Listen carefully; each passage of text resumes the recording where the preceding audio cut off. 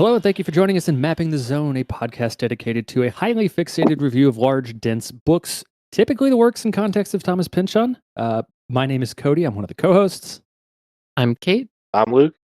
I'm Will. and today we are joined by a special guest, Alex Pheby, author of the Cities of the Weft trilogy, the most recent of which, Water Black, came out just earlier this year. Alex, thank you so much for joining us. We really appreciate it. Thanks.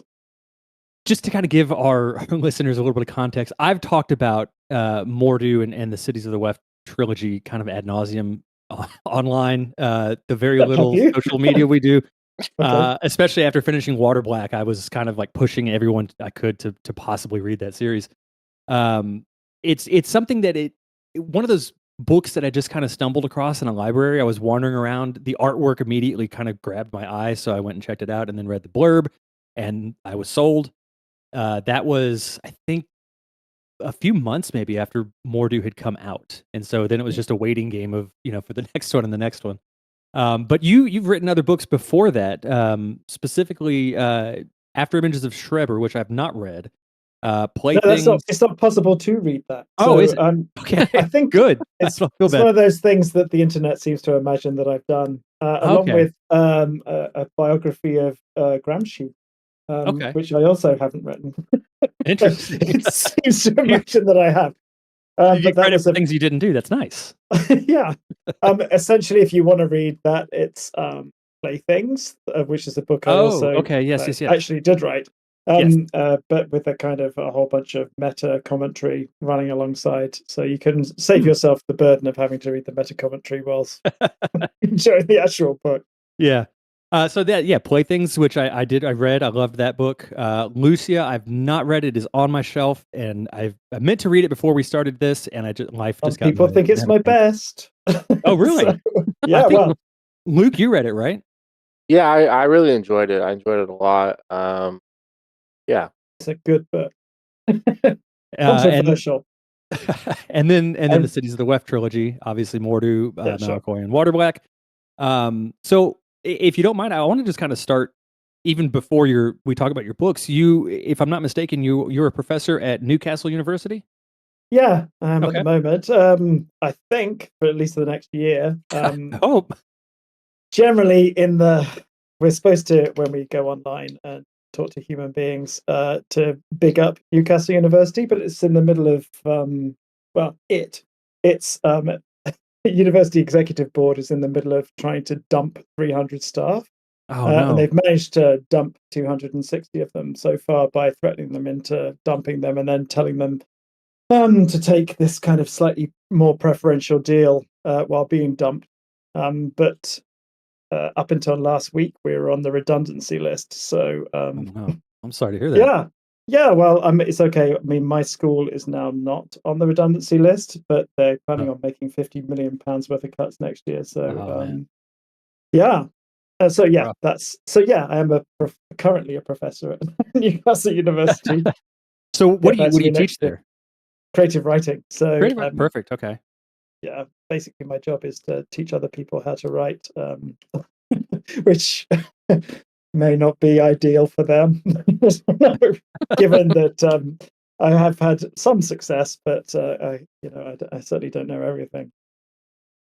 So how long have you been teaching? I assume it was prior to your start as an author. Well, so depends what you mean. So yeah, I think I've been writing since I was like 5 or something like that. And lifelong writer, yeah, one of those types. But I certainly, and I actually I was published before I started teaching. So it was one of those situations. I mean, as I'm sure you're aware, where kind of writing books and trying to sell them doesn't make you any money, much money. Right. It makes someone some money, but probably not you. So this is the kind of monetization of the skills end of things, in order to kind of pay the mortgage, etc. So I've been teaching for coming up for 20 years, I guess. Oh wow. Okay. Yeah, I'm getting pretty good at it. I think I'm good at it. I've got a kind of bookshelf in my office of writers that I've taught who've gone on to be published. and Oh, that's cool. quite often done considerably better than I have. So I must be doing something right. That's Yeah, absolutely. yeah. I think I should get like a kind of small percentage of the Right, yeah, royalties, some kind of like a finder's fee almost. something like that. Yeah. That would be good. So let's start with the first of your books, Okay. Playthings, which, as I mentioned, I did read that a while back. Well, hold on, Um, that one, rewind. So there's one before that. So yeah, well, I after was his gonna ask, what is that? oh, Grace. That was Grace. the first Okay. book I actually got published, but it's really hard to find because it was published by a small Scottish press who kind of immediately went bust Oh, afterwards, okay then. and they sold their firm to a company that whose next book was The Big Book of Chocolate, and then basically they went bust too. So that is now out of print, and it's really difficult to find. I'm looking at 2 copies on my shelves up here, and I think the last time I saw them on eBay, they went for 250 quid, Oh something my like that. gosh. Yeah, Wow, but I can okay. send you the PDF if you want to read them. Oh, yeah, that'd be great, I'd appreciate that. Yeah, cool. Just remind me because I'll immediately forget what I've said 5 minutes after. Yeah, Speaking definitely. here. Yeah, Um, but yes, so the next one was Plaything. yeah, and so that's dealing with the case of correct me if I'm wrong, it was a German judge that was Yeah, affected by that's right. schizophrenia, right? Okay. Yeah. So what was your research process like for that book? How did you That was a first of all, I guess, how did you come onto that specific individual and decide to go from there with this book that's kind of exploring his mindset as the story is evolving? Okay, so I used to be a librarian. So one of my Mm, jobs as a librarian was to catalog books. So back in like the distant past, um, before really the internet, I guess, because most of the stuff that I used to look up was on CD-ROM, if you can believe mhm, it. So back in those old days, you had to have human beings who would determine what the Dewey classification for a book was. right. Often the Library of Congress did it, but certain kind of library conventions had certainly different kind of interpretations of Dewey. So my job was to go through for a while and look through new books that came in and determine where exactly they should be classified, so that the other people could find them by subject. And Schreber's book, Daniel Paul Schreber, he wrote this book called Memoirs of My Nervous Illness, at least as it was translated into English. And we got that in, so I must have ordered it, and I had to sit there and work out where it ought to go on the shelves. And usually this would take 10, 15 minutes. You'd have a flick through the introduction and the conclusion. And I kind of had an idea of where it ought to go on the shelves. I had an idea of what its classification number was, but it was so brilliantly written and fascinating that instead of doing my job, I just sat and read it. And Mhm. with I don't know if you've ever worked in a library, but it's not like a kind of very hardcore kind of job. Yeah. No, my wife is a um, librarian, so yeah, okay, cool. I'm So I familiar with used to that. be a chef. Oh, So wow. Okay. if you're a Very chef, different. if the starters don't go out, then someone will burn your arm with the hot pan or something, or Right. kind of hit you around the side of the head with something, or throw hot fat at you. But if you sit in a library reading, no one really notices. So I was doing that, and a week went past, 2 weeks, and it turned out that I'd read Memoirs of My Nervous Illness instead of doing any work. Uh, and it was just like a kind of it was a revelation.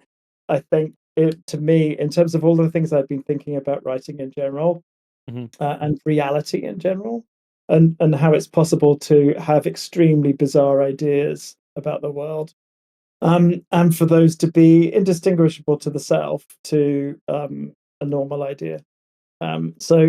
Schreber was diagnosed and kind of imprisoned essentially in asylums in Germany for his beliefs, which were, to cut a very long story short, that God had become entangled with his nervous system, and that he was drawing God down to earth, and that if God didn't find some way of disentangling himself from Schreber's nervous system, that the entire world would end, and God's creation would disappear.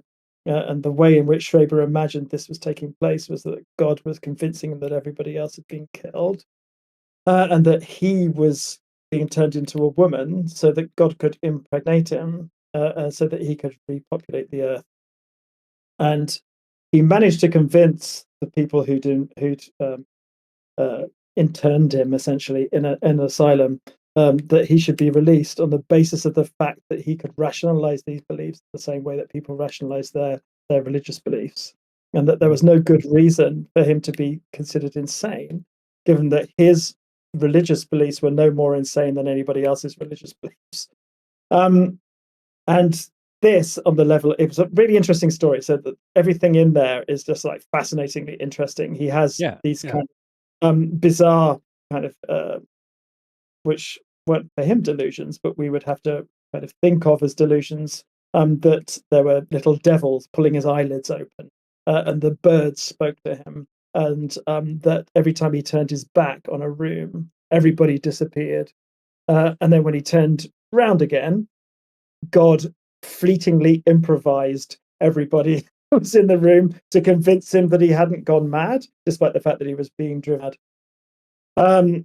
And all of these things were like fascinatingly interesting on a story level. So, but also on a kind of, well, what does the real mean? Because it seemed to me while I was reading it, my beliefs about the world were no less rationally held than Schreber's beliefs about the world. And if I was obliged to account for them in ways that Schreber wasn't obliged to account for his, I wouldn't be able to do it. And I think it was just one of those things. I've very early on, I've been very interested in surrealism and fantasy, and fantasy existence and existentialism. And my dad was a philosopher, which might help. And my dad was also a kind of Maoist, as was my mum. And I lived in a kind of, I mean, a commune is the wrong word, but it was essentially a kind of Maoist outcrop. So my family were members of the Communist Party of Britain, and we lived in a world in which didn't chime with the rest of the world. And I went to private school. The council sent me to private school, so the kind of local council sent me to a fee-paying school where rich people's children went, and also very clever working class kids went. And I didn't understand what that was all about. So, but anything was about, nothing made any sense to me. And in exactly the same way that nothing seemed to make any sense to Schreber. So I found that a very fascinating book. So when I decided, okay, well, what I need to do is try and make some money out of writing, because I'd started making writing, and quickly understood that there wasn't any money to be made in selling books. I decided to do a PhD so that I would then be able to go into academia to be able to teach other people to write, which would eventually pay my mortgage. And this seemed to be a good project because it was fascinatingly interesting to me on a surface level, but it also had this kind of academic background. So Freud studied Schreber, Deleuze studied Schreber, Lacan studied Schreber, all of these kind of theorists and critical thinkers that studied Schreber. So it allowed me a kind of into both worlds. So my PhD was in critical and creative writing at the University of East Anglia, and this was a kind of a perfect project, it seemed to me, that would allow me to both say creative things and say critical things, and somehow to work through all of the various problems I'd had in my existence up until that point, understanding what reality was, which, when we get to the Cities of the Weft books, is exactly the same thing that I'm doing in those, right? So, I mean, people seem to imagine I've taken a big kind of 90-degree turn in my writing practice by moving into genre, but my feeling is the stuff I do in literary fiction and the stuff I do in fantasy fiction is identical. It's dealing with people who have a very uncomfortable relationship with reality, in either in the way that they approach it in terms of their thoughts, or the way it approaches them in terms of the way it treats them. And I've always had this strange idea that I'm going to end up in prison, and or in an asylum or something, that I'm going to be imprisoned somehow. I think it's also a working through of that. I can't remember if there was a question that prompted that. I was asking about the inspiration of that was it. So and I'm with you on that. I constantly have these kind of like surreal thoughts that I have to sort of rationalize myself, and I think that's probably part of what really connected me to Playthings. I remember finding I found it after I read Mordu, and I was trying to find more of your work. And Playthings and Lucia were both very, very hard to find. I got lucky with Playthings, and I found a copy at a used bookstore here in Texas. And that's the best way to find something, I think. It really is, yeah. If you can just order it on Amazon and then it comes, I don't think that's like sufficient effort. No, it takes the thrill out of the hunt for it and the search exactly. and all that.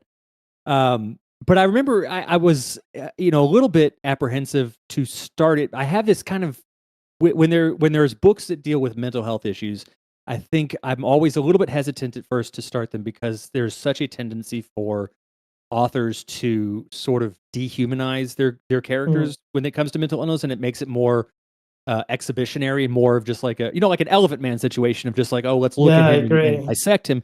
But this was a very human portrayal, like there was so much depth in this person, obviously because he's a real person, but also the way that you allowed him to be portrayed within this book. It there's a lot of sympathy for him, and it's very easy to feel the struggle that he's going through with, like you said, that rationalizing, these beliefs. And it was really fascinating to kind of get to that, of this idea that, well, these ideas, they're not really that much stranger than anything else any of us think is real. Like, the only differentiator is that most of us, when I say most, like the majority of people kind of agree on one thing. And so that kind of becomes the consensus. I think that's that wasn't I think it may be because I have had my own problems with mental health, as I think everybody does. Oh yeah, for sure. And I think to a certain extent, like writers, to the extent that they are a privileged subset of kind of normal society, normal in scare quotes, tend to fish around in the world for interesting things, and they can't help but then take a kind of objective approach to that person's subjectivity. And I think that that's something I've always been very I haven't been neither able or willing to do. I don't. I look around for people who I feel both sympathy and empathy for, and to a certain extent for kind of exemplars of me that exist in the world. And that is my in at that point. So it's rather than thinking, oh, well, this is an interesting kind of case study, I think, oh, well, I kind of understand what this person is going through. Right. And that makes me want to do the writing. Then when I know that I understand things that I know that other people don't understand, that's somehow where I want to position myself. And I think I'm glad you thought that, and I hope you think the same thing about the Lucia Joyce book, is that I've tried to bring my own preoccupations with my own existence to the book, rather than to kind of say, look at this kind of fascinating case study. I mean, as much as I love David Lynch and The Elephant Man as one of his kind of good films, I think there is that kind of objectification of the other inherent in it that is, it's not a problem for Lynch, but it's certainly a problem for everybody else. I think is that this sense that like, here's a weird thing. What do you think of that? That's not what I was trying to do with Playthings at all. I was trying to do, look, here's someone who you have considered and has been considered even by Lacan and Deleuze and other people you think should know better as weird, with a kind of small w. In fact, this is normal. This is just this is your life, person who believes in whatever you believe in, except the symptoms of that belief are different. And I think that's how I think if I had a kind of understanding of the world, which I really, really don't. But if I did, I think it's just all incredibly weird. And anybody who thinks it isn't has failed to understand how weird it is. Because it's fucking weird. Yeah. Right? The whole thing is just incredibly weird, that you should even be here. And I think that lack of understanding is particularly when people treat people with mental health issues, even now, either in the valorization of people with mental health problems. There's this kind of tendency, this is particularly true in 60s, 70s, kind of French tradition, continental philosophy, the kind of validation of the schizophrenic as in opposition to the kind of non-schizophrenic normal psychology. Either direction, the valorization or the kind of spectacle of approach, I don't like. I don't think is accurate, largely because I don't think that there's an observable, kind of verifiable real. And consequently, anybody who believes whatever they believe is in a position of being equally wrong as anybody else. And we all have to thrash around in that wrongness as opposed to thinking, oh, well, I'm right, but you're wrong. Right. Yeah. I think. Luke, Will, anything that you wanted to jump in on here? Yeah. So I was able to get a hold of a copy of Playthings, and I first of all, very impressed. Second of all, I guess I'd like to ask, like going directly from what you were just saying into in the acknowledgement, you specifically cite the previous authors who helped you, as you say, unravel the psychological structure of fascism. And is that correlated with that line of reasoning that you took us through? Oh God, yeah. So I mean, I think in that dynamic between being someone with unusual beliefs and the approach of the state to you, I think there are various ways out of that. One of them is a kind of a placing outwards of the stress under which the state places you. Okay, and a kind of shift between moving from being oppressed into oppressing, right? Which I think is key to fascism. And also there's a sense that paranoia, as schizophrenia was known in the kind of early 20th century, that kind of paranoiac response to the other is the basis of fascism. And I think that's one of the things that is inherent not in people who are schizophrenic. I think that's in lots of ways underplayed in people with schizophrenic symptoms. But I think in the general population, that's one of the things that leads us into positions where pre-fascist situations occur, which then get leapt on by fascists, particularly populist demagogues, who then use that kind of fear and paranoia of the other in order to further their individual political aims. I'm not mentioning any names, but I don't know if you can think of anybody in your general area who might be doing things, but there seems to be this sense that everyone is desperate to have a kind of paranoid other that they can start punishing. And I think that is something that that for Schreber, and particularly Schreber's works, that they've been read by critical theorists. Schreber's memoirs are kind of a precursors of fascism, which I think is probably true. It's not to say that I think, okay, well, let me find a load of precursors of fascism and valorize them in the form of a novel. It's more that I think that we are all in the position of being in a precursor fascist state, and that we need to be aware of that. Otherwise, what happens is we move into a fascist kind of mode, which I think is what's happening now and has been happening for, well, I don't know, we shouldn't get too controversial, but since the fall of the Soviet Union. So I think post the fall of the Soviet Union, which itself was a kind of pre-fascist kind of launch pad, I think we've all been moving in a very general, a kind of across the board way into a kind of psychology in which we're demonizing the other and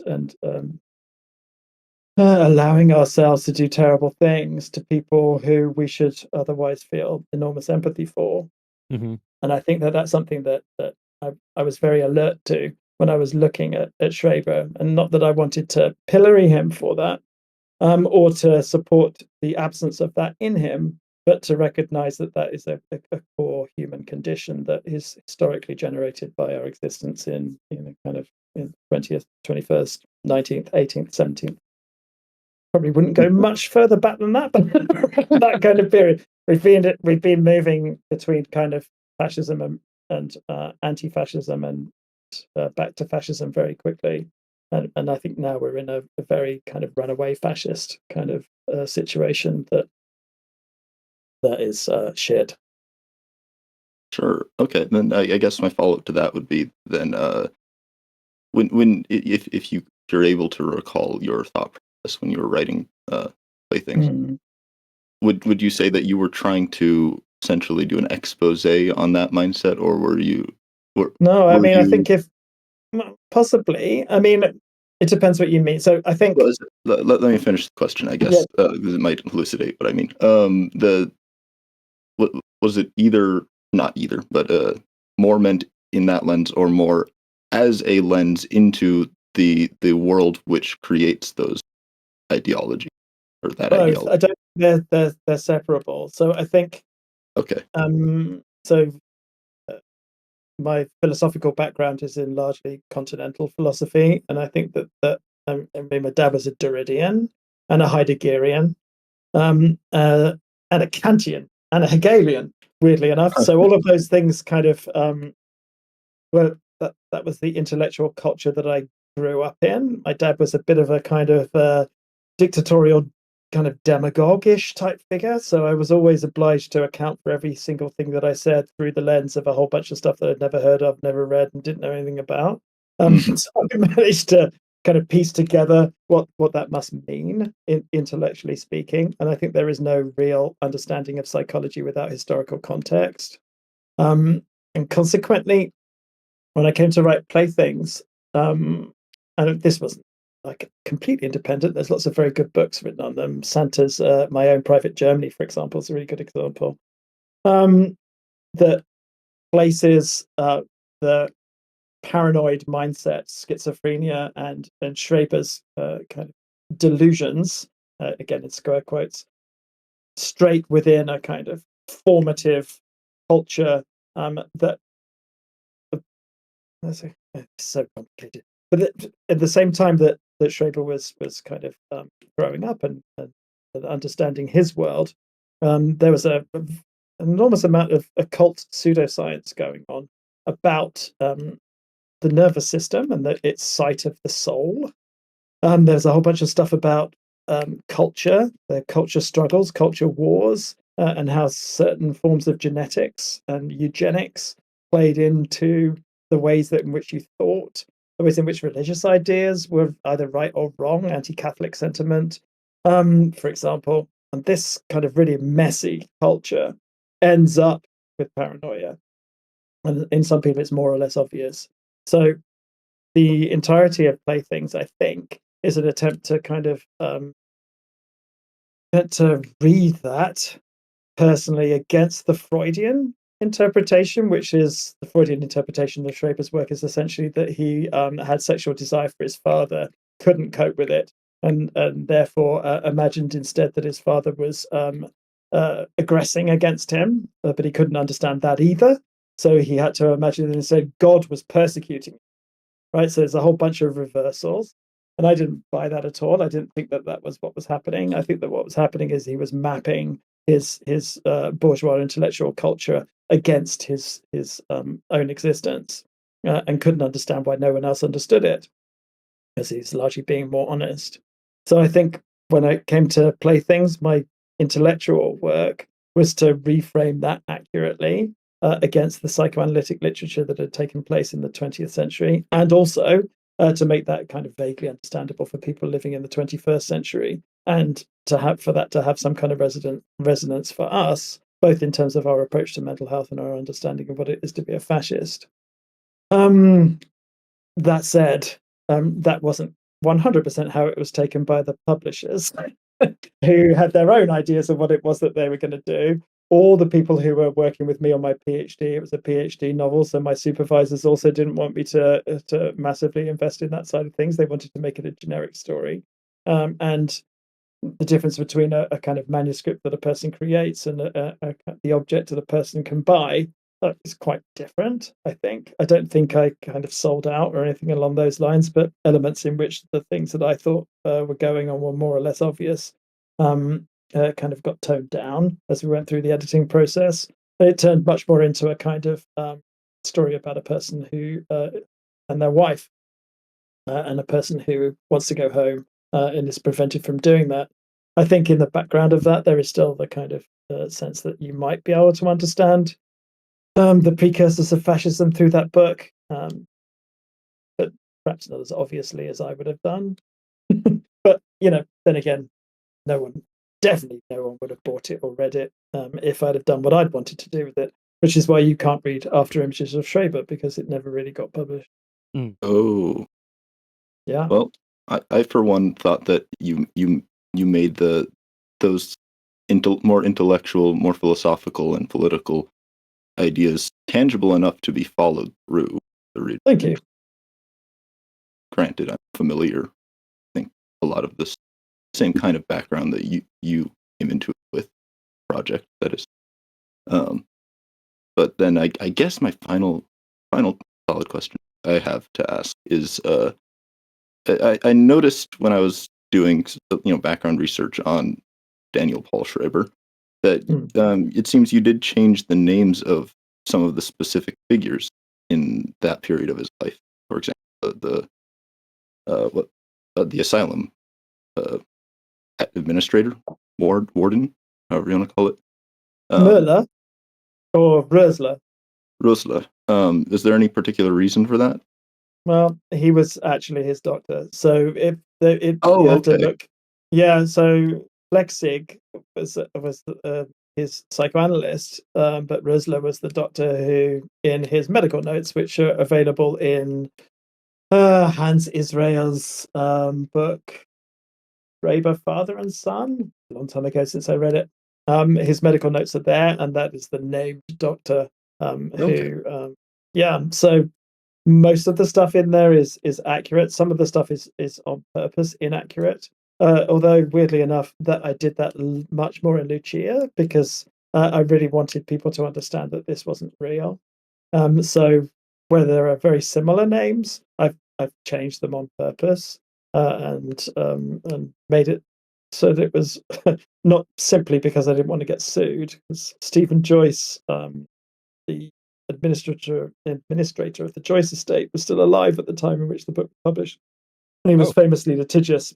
But it wasn't just because of that. I just wanted to make people kind of aware that I was aware that this wasn't a documentary; it was a work of fiction.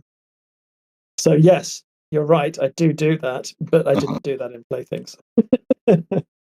Well, I'm glad to have that ambiguity knocked out because that was slightly confusing. Yeah, well, it's difficult. I did a lot. I read everything that there was to read on Schreiber in French, Italian, German, English, French, Italian, German, and English. Wow. There is other material.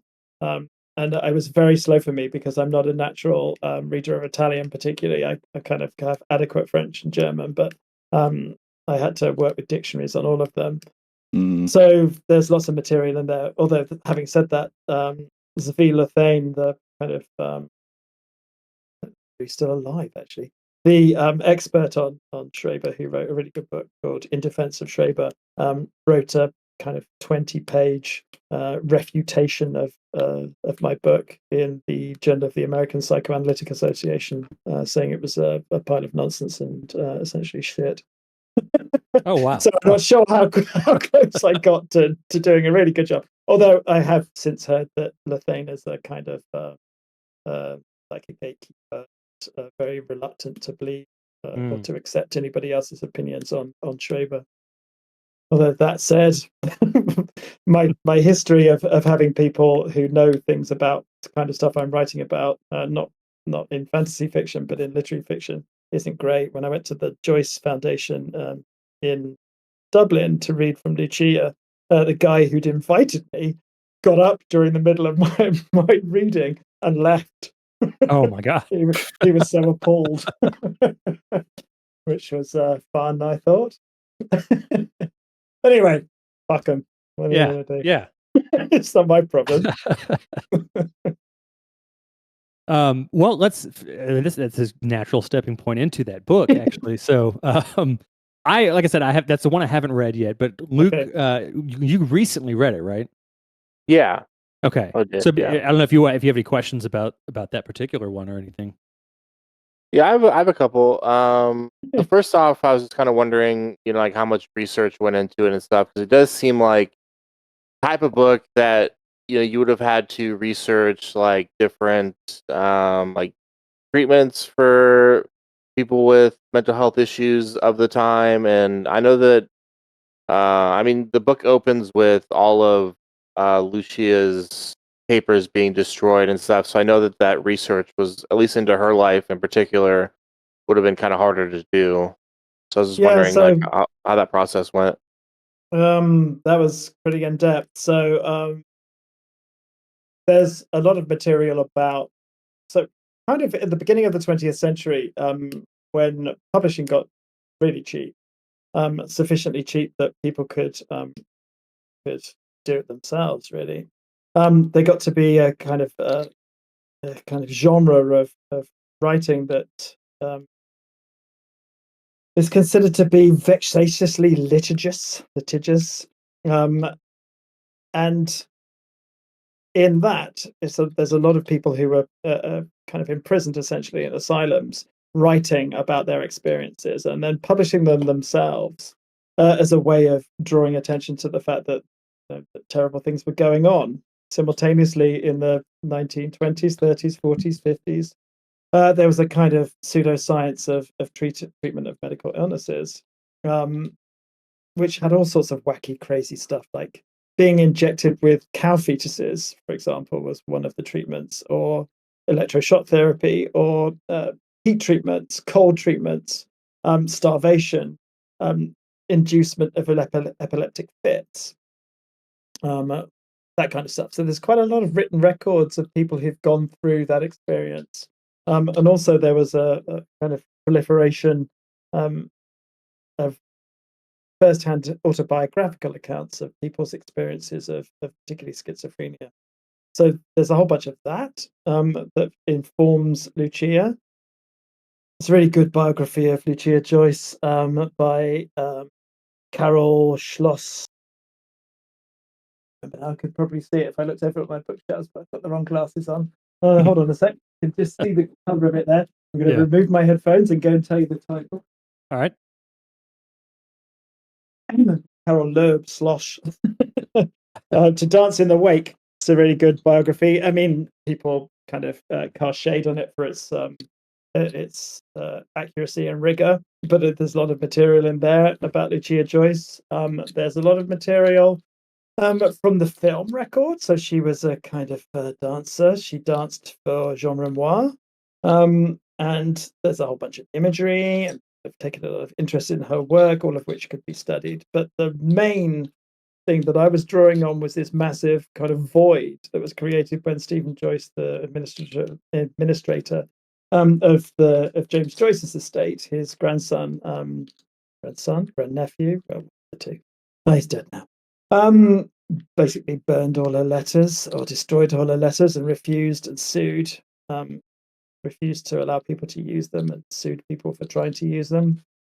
There's a void essentially in the story of Lucia Joyce, into which I kind of interposed myself in one way or another, not by like kind of trying to write a Lucia Joyce for someone who couldn't speak, as much as it was to hold to account the various men in her life who'd contributed to that void, I think. Whether it happened to be her doctors or her lovers or her family, whoever it happened to be. And that was essentially my aim there. So there's a lot of generic research done into the kind of stuff that people experienced.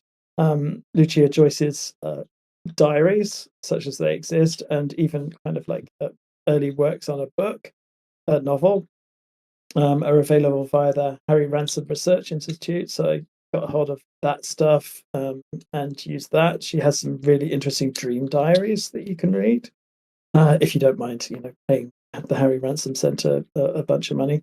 Mm-hmm. And that was the research process of that. And I think the rest of it was me filling in the details and kind of essentially occupying a kind of empathetic state, trying to think about what a person's life is and how to represent it when they've been erased from it, and what that looks like and what that means. And that's what I was trying to do. So it was both a kind of an exercise in understanding what did exist and understanding what didn't exist, and inserting myself into that, kind of in the same way that I did Schrober. So that was what I think my process was. And my thinking was not to kind of trample on somebody else's grave as much as it was to kind of perform an act of contrition almost for people who survive. I mean, I am a man, and she was badly done to by men, white, cis het men in general, which is a kind of category that I'm obliged to put myself into. So it was a matter of thinking, what is the kind of ethical position for a person of my type to adopt? And I felt, and I discussed it with my publishers at the time, that the best thing I could do was to create a kind of silhouette, where I did the outside, the white parts of the silhouette, and left the black parts of the silhouette unwritten, and then tried to kind of define as much as I could in terms of my ability to write what the black parts would be by writing the white parts. If that makes any sense. Yeah. So that was my aim with that, and it was largely well received, but some people did think, and wrote in kind of in reviews, that I was a kind of, again, scare quotes, bad person for having done that. And I was on Radio 4, which is like, guess the UK's equivalent of PBS, whatever the public sector broadcasting kind of situation is there, and was invited on to the radio to talk about it, or to talk about Lucia Joyce. And they spent about 20 minutes talking about Rosemary's Baby, because it was the anniversary of Rosemary's Baby that day, and they had a whole bunch of people on to talk about Rosemary's Baby, and which I was sat there kind of quietly fuming, because I'm thinking, okay, well, Polanski's a child rapist. I mean, say what you like about Rosemary's Baby, but the director's a child rapist. So, I mean, much as I have kind of an interest in film, I can understand the extent to which that's a good film.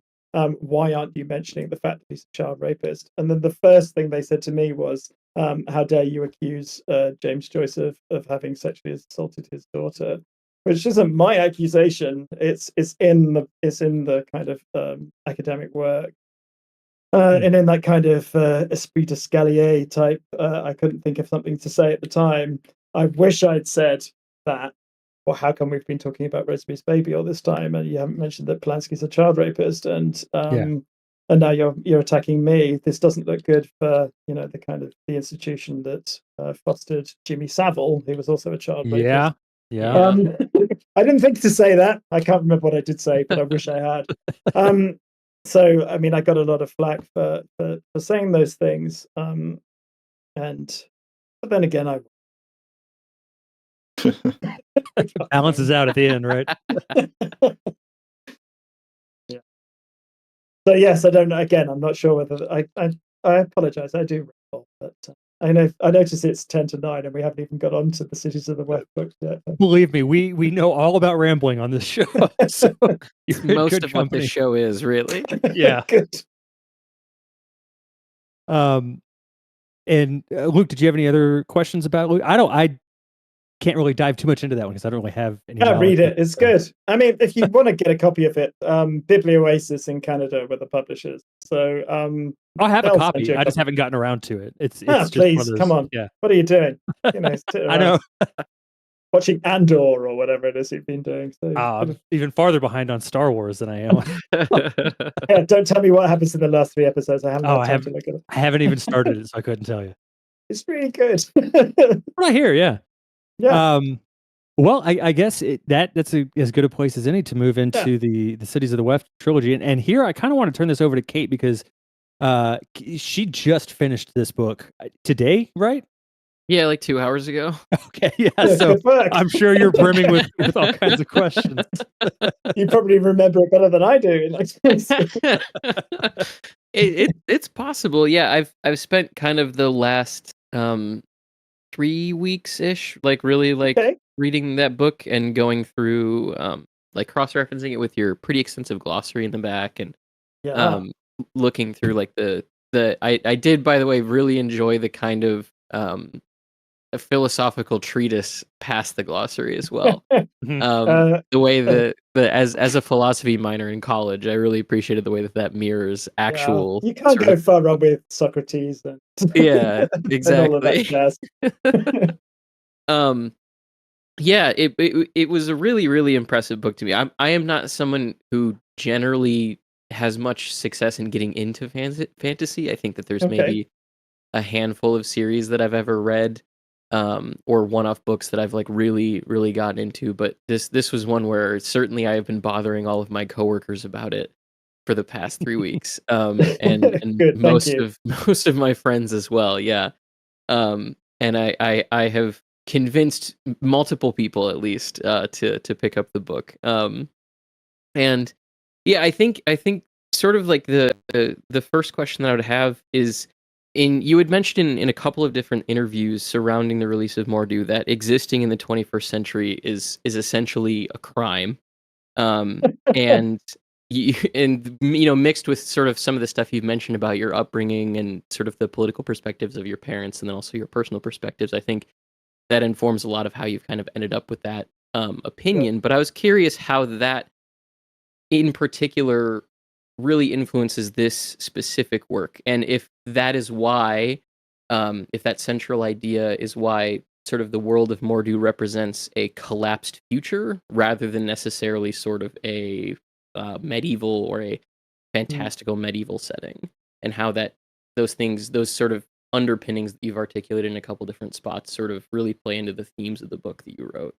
Yeah, I mean, it's tricky, right? I mean, I think, I don't know, if you survive the end of the culture that you believe that you were going to opt into, right? So when I was a kid, the idea was eventually that we'd all be communists. It may still happen, fingers crossed. Who knows? But we wouldn't be Russian communists, unfortunately. But if we were all, when that's gone, then what room is there for you as a human being who wants personal fulfillment? I think that might be, and to a certain extent, what room is there for personal fulfillment when you have a kind of a strong political aim? I think this is one of the things that I think has always bothered me, that question: where is the space for you? I mean, and it might be something particular in having grown up as a kind of hot-housed communist messiah type scenario, which I think if you've grown up in a kind of communist household, the idea, particularly if you live in a non-communist country, there's this sense that you should be going out and converting the masses and leading everybody Lenin-like to a kind of world revolution, and not in an abstract sense, in the sense that that is your obligation. This is what Lenin did it, Mao did it. Why aren't you doing it? Right? And that sense of, I mean, apart from a kind of sense of overwhelmedness, where you realize that that's not something that's possible for you because you aren't a Lenin or a Mao. That also, but then even that's a kind of failure, right? Which means you don't deserve happiness. You don't deserve for the world to gel with you, nor do you want it to, because you know and have been taught to a certain extent that the world is not a good place, and your happiness within a terrible system is a kind of sign of a weakness of your character. So I think that's ingrained really deeply in me, and even when I'm a bit I'm able to speak in this kind of relatively kind of glib way about it to other human beings, and to smile, laugh, and all of that kind of stuff. I think, like, inside, it's not possible for me as a human being to feel happy in that way, in the way that other people seem to. With exceptions. So I feel very happy about my children, and I don't try and kind of like run them into the ground about their kind of complicity with the bourgeois state structures or anything like that. And I can feel and experience joy in part, but not generally. So when it comes to doing things like writing, where I'm not 100% in control. So one of the things, well, not even 100%, I don't think I'm 10% in control. I open up the Word document and my fingers start typing, and then this comes out. The stuff that you read comes out. Eventually, I have to edit it. My editors help me edit it into something that other people can read. But these aren't things that I think, okay, well, now what am I going to write? This is just what comes out when I start to write. So when it comes to thinking about that history and how the cities of the Weft turned out, I'm not surprised. I don't think I was 100% instrumental in doing that, but I think it's a representation on the page of the kind of upbringing I had and my general dissatisfaction with the way the world is. I don't think you can sit around in the world now and think, oh well, this is brilliant. Aren't we doing well? And isn't everything great? I mean, at the very best, you can think, aren't I lucky to be an oppressor as opposed to being the oppressed? And aren't I lucky to be the murderer rather than being murdered? And I think no matter where I position myself in that world, in the world, it's hard for me to feel that there's a position in which I am not wrong. Just wrong in the sense of not that I've made a mistake, that my existence is wrong, no matter what I do. So I think to a certain extent that informs because I loved fantasy as a kid, but for those obvious reasons, right? And so did my dad, and so did not my mum so much, but so did my parents and his set. They looked at kind of particularly Tolkien and Frank Herbert, and to a certain extent people like Stephen Donaldson, as people who are writing an alternative culture that could be read as a kind of non-capitalist allegory, right? So I didn't enjoy that for those reasons. I enjoyed it because it was escapism, because my dad was an arsehole and the world was shit, and I had a really hard time as a kid. I don't like to talk about it, etc. But I didn't have a good time. And those things were escapism for me, but under the kind of under the eye of understanding that I didn't deserve to have escapism, because neither was I a kind of communist messiah, nor was I in a position to properly consider myself to be someone who was oppressed. So I didn't get to deserve it. So I think when it came to approaching fantasy, which is something a genre I care very deeply about, for all the same reasons I care very deeply about understanding people like Schreber who are writing other non-realist fiction, and people like Angela Carter, or people with a kind of strong non-realist view. It wasn't non-realist wish fulfillment that my mind turned to. It was a kind of perversion. One of the earlier titles that I was going to go for the book series was Perversions of the Weft, but I was told that it was too perverty, so I didn't go with the perversion side of it. But I think everything that I write is a kind of perversion of, in favor of what I think is the real world, the real world, a perversion of those forms of realism.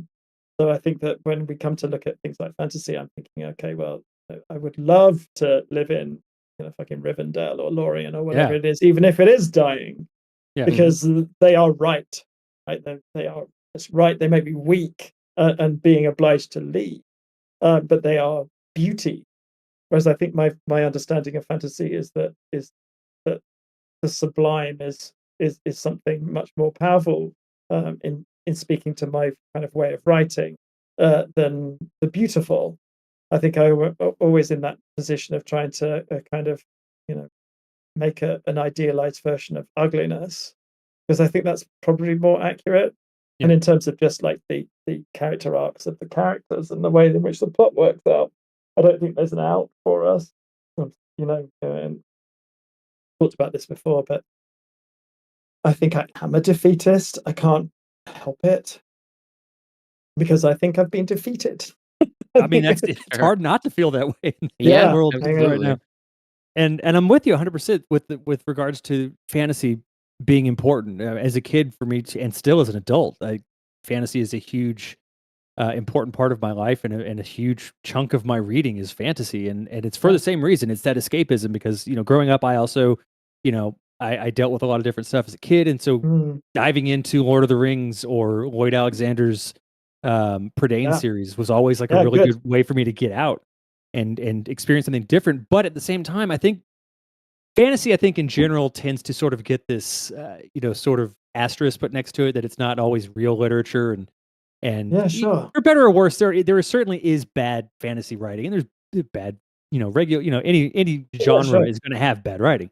But I think something that, and especially with Lord of the Rings, I think this is something that people tend to miss, is that there is an inherent darkness that really kind of infiltrates a lot of that. And Tolkien, that was kind of the one thing that really bothered me the most about the movies, is that they left out the Scouring of the Shire section. Yeah, please. Because I mean, whole that's point, the emotional heart of the thing, isn't it? I mean, this is I come back from the First World War to find everything is ruined.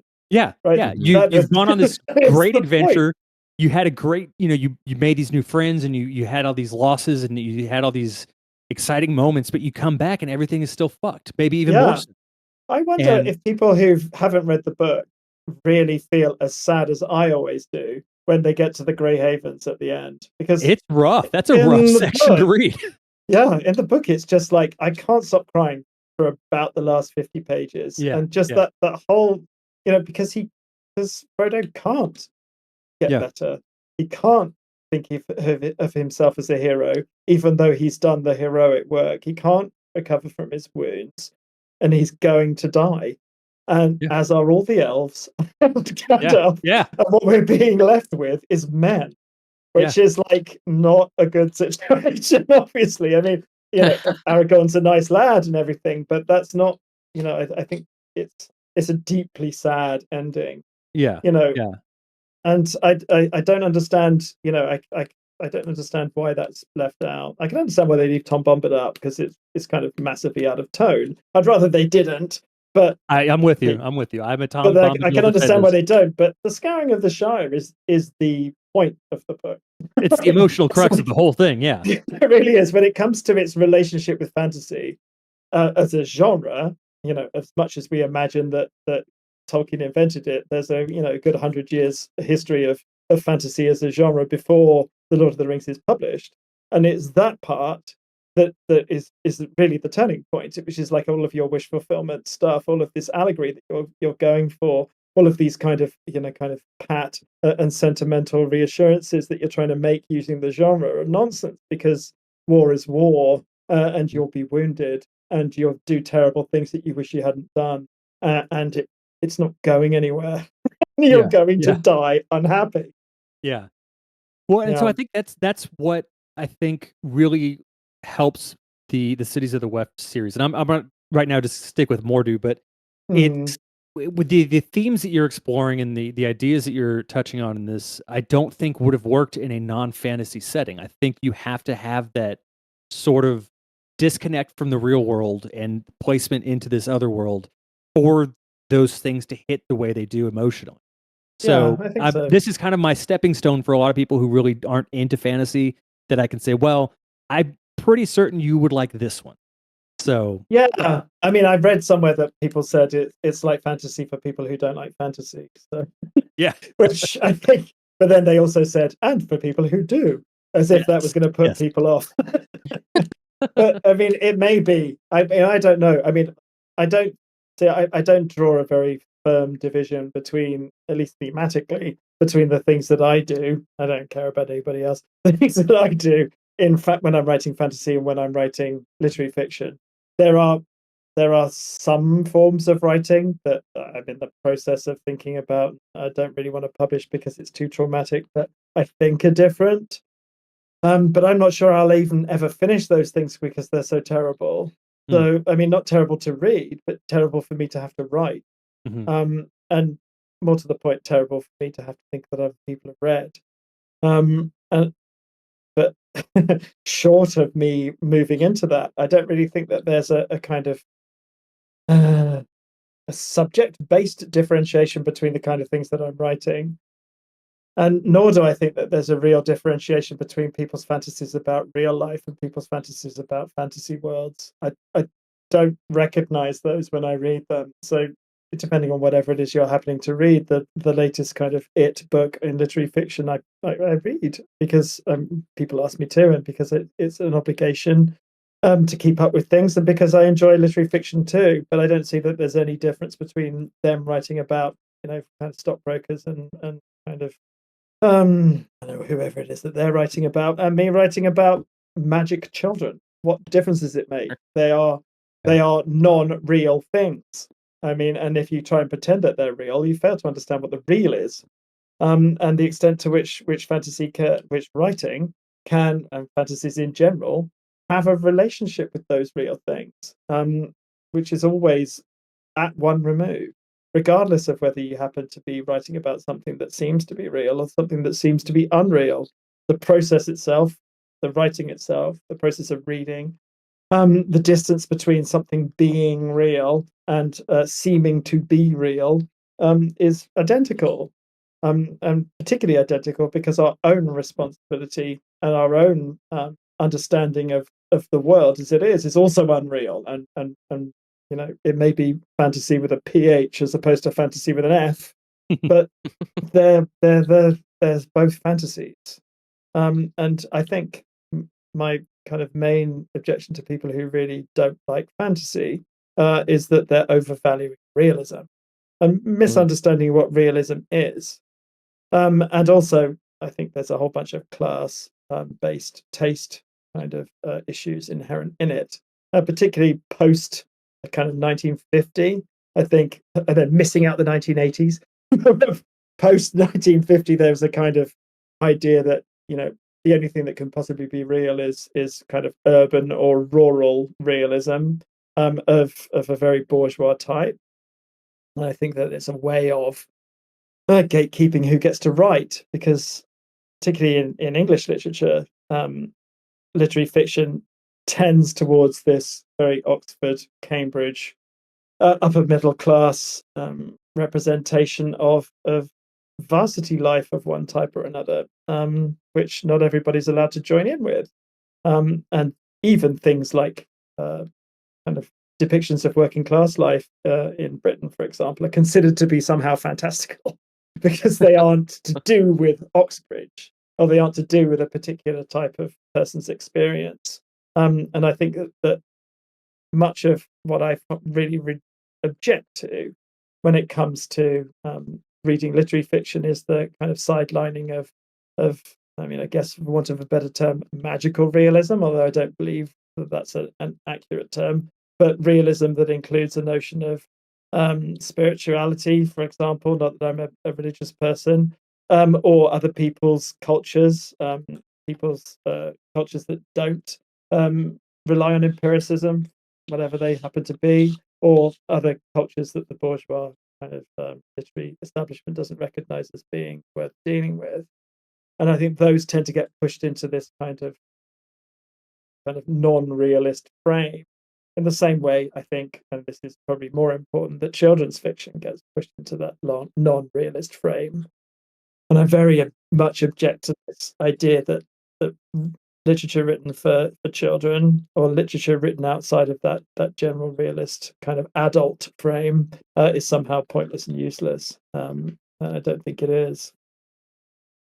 So, consequently, I can't really kind of adhere to any strict division between literary fiction and fantasy fiction, even though I play the Cities of the Weft trilogy really hard towards fantasy, and the generic conventions of fantasy, because fuck it. Well, there is no difference. I'm not going to not do things that I want to do because someone's going to say, well, this isn't fucking Sally Rooney or whatever, and consequently it's not worth me reading. And I don't give a fuck. Don't read it then. What do you want me to do? It's not my problem. Like I don't need the money. So I've got a job. You you can do what you want. I don't care. The weird thing was up until Mordew came out, I used to get reviewed in the Times Literary Supplement, which is like, kind of, or wherever it happens to be. They've reviewed it in Mordew, and then the second book, when they saw it's the second book of a trilogy, it was too fantasy. The idea that you would have a second book of a trilogy. And they can't do that. And Water Black, no one's interested in reviewing at all, except Lisa Tuttle in The Guardian, slagging it off for some reason. I don't know why. Teach Lisa Tuttle and say how great she is, but she doesn't seem to return the favour. But never mind.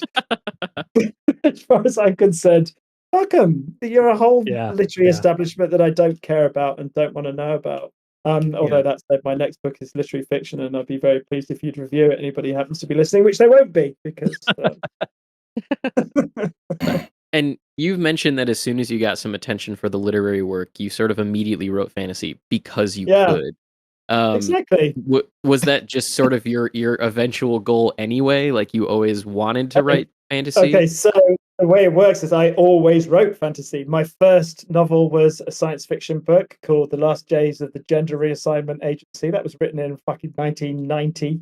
Then I wrote a book called MIPS, which was an ecological science fiction book about people who do this minimum intervention policy, but I won't go any further into that. So that was another book that I wrote. Then I wrote a book called Astounding Planet, which was a planetary adventure, like a bit like what is Rider Haggard or that kind of John Carter of Mars type stuff.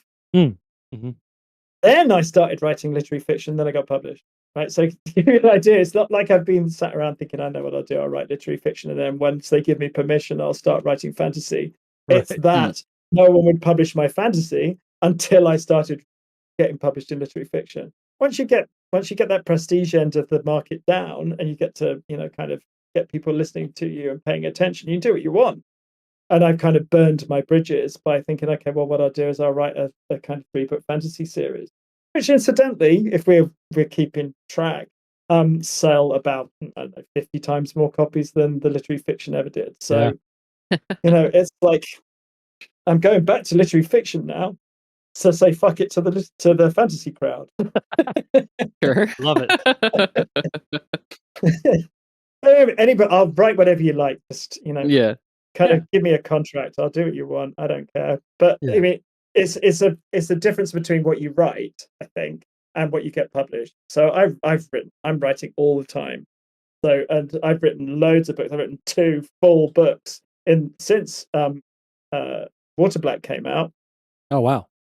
That I'm not even bothering to show people because Really? okay, well, whatever. And then I'll write another book by Christmas because that's what I'm contracted for. Right. And Galley Beggar Press, who are brilliant. I mean, Sam and Elliot Galley Beggar essentially just let me do what I like. I mean, they do edit me, and I've got a feeling one day I'm going to outstay my welcome. But at the same time, they're really, kind of very relaxed about what it is that I want to do. So they kind of encourage me to do whatever it is that I want, and I do. But I mean, there's a book I have to write one day. And everything that I've written up until this point is just me avoiding doing it. And what am I now? 54. I'll be 55 in July. My dad died when he was 52, and his dad died when he was 52. So at some point, I'm going to have to write this book. And I've written like 1 chapter, but I can't look at it. So whatever it is we're talking about is all a kind of distraction from the fact that I need to write this book that I'm just not capable of writing. And I justify that to myself in that I'm in training. So I feel like I'm a kind of apprentice or whatever to myself or to the discipline. And that eventually I'll get to the point where I can do this or I'll get, I don't know, whatever it is that's going to have to happen in order for me to be able to do this work. But I'm reluctant to do it because then what's left? If you've written the book you have to write, then what's left after that? worse, I feel like once it's out in the world, if it gets out in the world, so let's imagine I write the book that I've got to write, and Sam and Elliot, Gally Baker say we don't want to publish it, then I have to hate them, and I don't want to do that. And when it goes out into the world and everybody says, "What is this pile of shit?" I'm going to have to hate that even more than I do already. And there's no way back after that. I mean, I think that part of my kind of like wanting to write literary fiction was to be able to do it, because I like to teach myself how to do things and to know how to do things and to do it well. And to reach a certain standard in terms of my apprenticeship with the form, which is great. But the other side is other people's reactions to it, and it's nice when people react well to it and kind of put you on stuff, which is good, obviously. But I don't believe that doesn't sink in. Whereas people's negative opinions of me really sink in. I think it's a kind of neurodiversity kind of situation, in that I'm hyper aware of negativity, and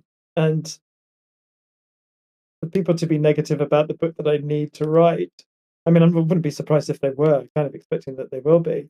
But it doesn't leave me anywhere to go at that point. So I've signed on for 13 books with Gally Beggar Press to write a kind of magical detective series of novels. That sounds incredible. Wow. Yeah, it's going to be really good. 13 of those. I'm on board. Short books about kind of Agatha Christie length, so like 60,000 words, something like that. So I've got that's 500,000 words, 750,000 words. That must be a few years worth, so I don't have to write the book that I need to write. And then the prequels to Mordew, there's 3 of those. They've signed me on for those.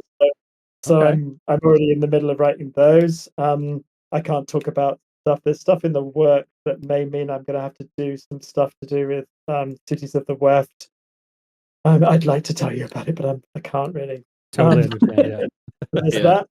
I've done a bunch of work with again some people who I can't tell you. Can I tell you? I can't remember. But yeah. So I really liked Final Fantasy 16. I can't say any more than that. But nice. Okay. they're all things that are kind of getting in the way. Yeah. Which is good. I mean, if I end up dropping dead before the book gets written, then so be it. But my feeling is that, yes, I think this is idea that I hear people say things like, "Oh, what's the next book you're putting out?" And when they talk to authors, or and in 1978, you decided to do X. What's that? And I think in general, writers just writing and publishing are not the same thing. So the publishers decide what they want to do, and you write it. Yeah, sure, but whether it gets published is up to publishers, right? They're publishers. So that subset of a person's work that you eventually see represented prior to their death is, I don't think that bears much resemblance to the things that they actually do in their process. And I think it's a failure of Anglophone literary criticism, which doesn't pay enough attention to genetic criticism in the same way that the French do. I just don't think there's enough understanding of drafting and unpublished manuscripts and all of that other stuff that doesn't reach the public. I think a lot of the things that get said, not in this. I mean, I'm not feeling. I didn't come into this with thinking this is a commercial obligation on my part by any stretch of the imagination. Wanted to talk to some people who are interested, but a lot of the times you're talking to people, there's a commercial kind of requirement that your publishers get to be able to sell your books, so you have to spin it in that way and bullshit it out to the world in that way. And I'm not sure that's honest in the way that kind of anyone other than those people who end up reading a dead writer's kind of autobiography or very sympathetic biography. I don't think they really understand the extent to which the things that get published and are not the things that the person gave a shit about.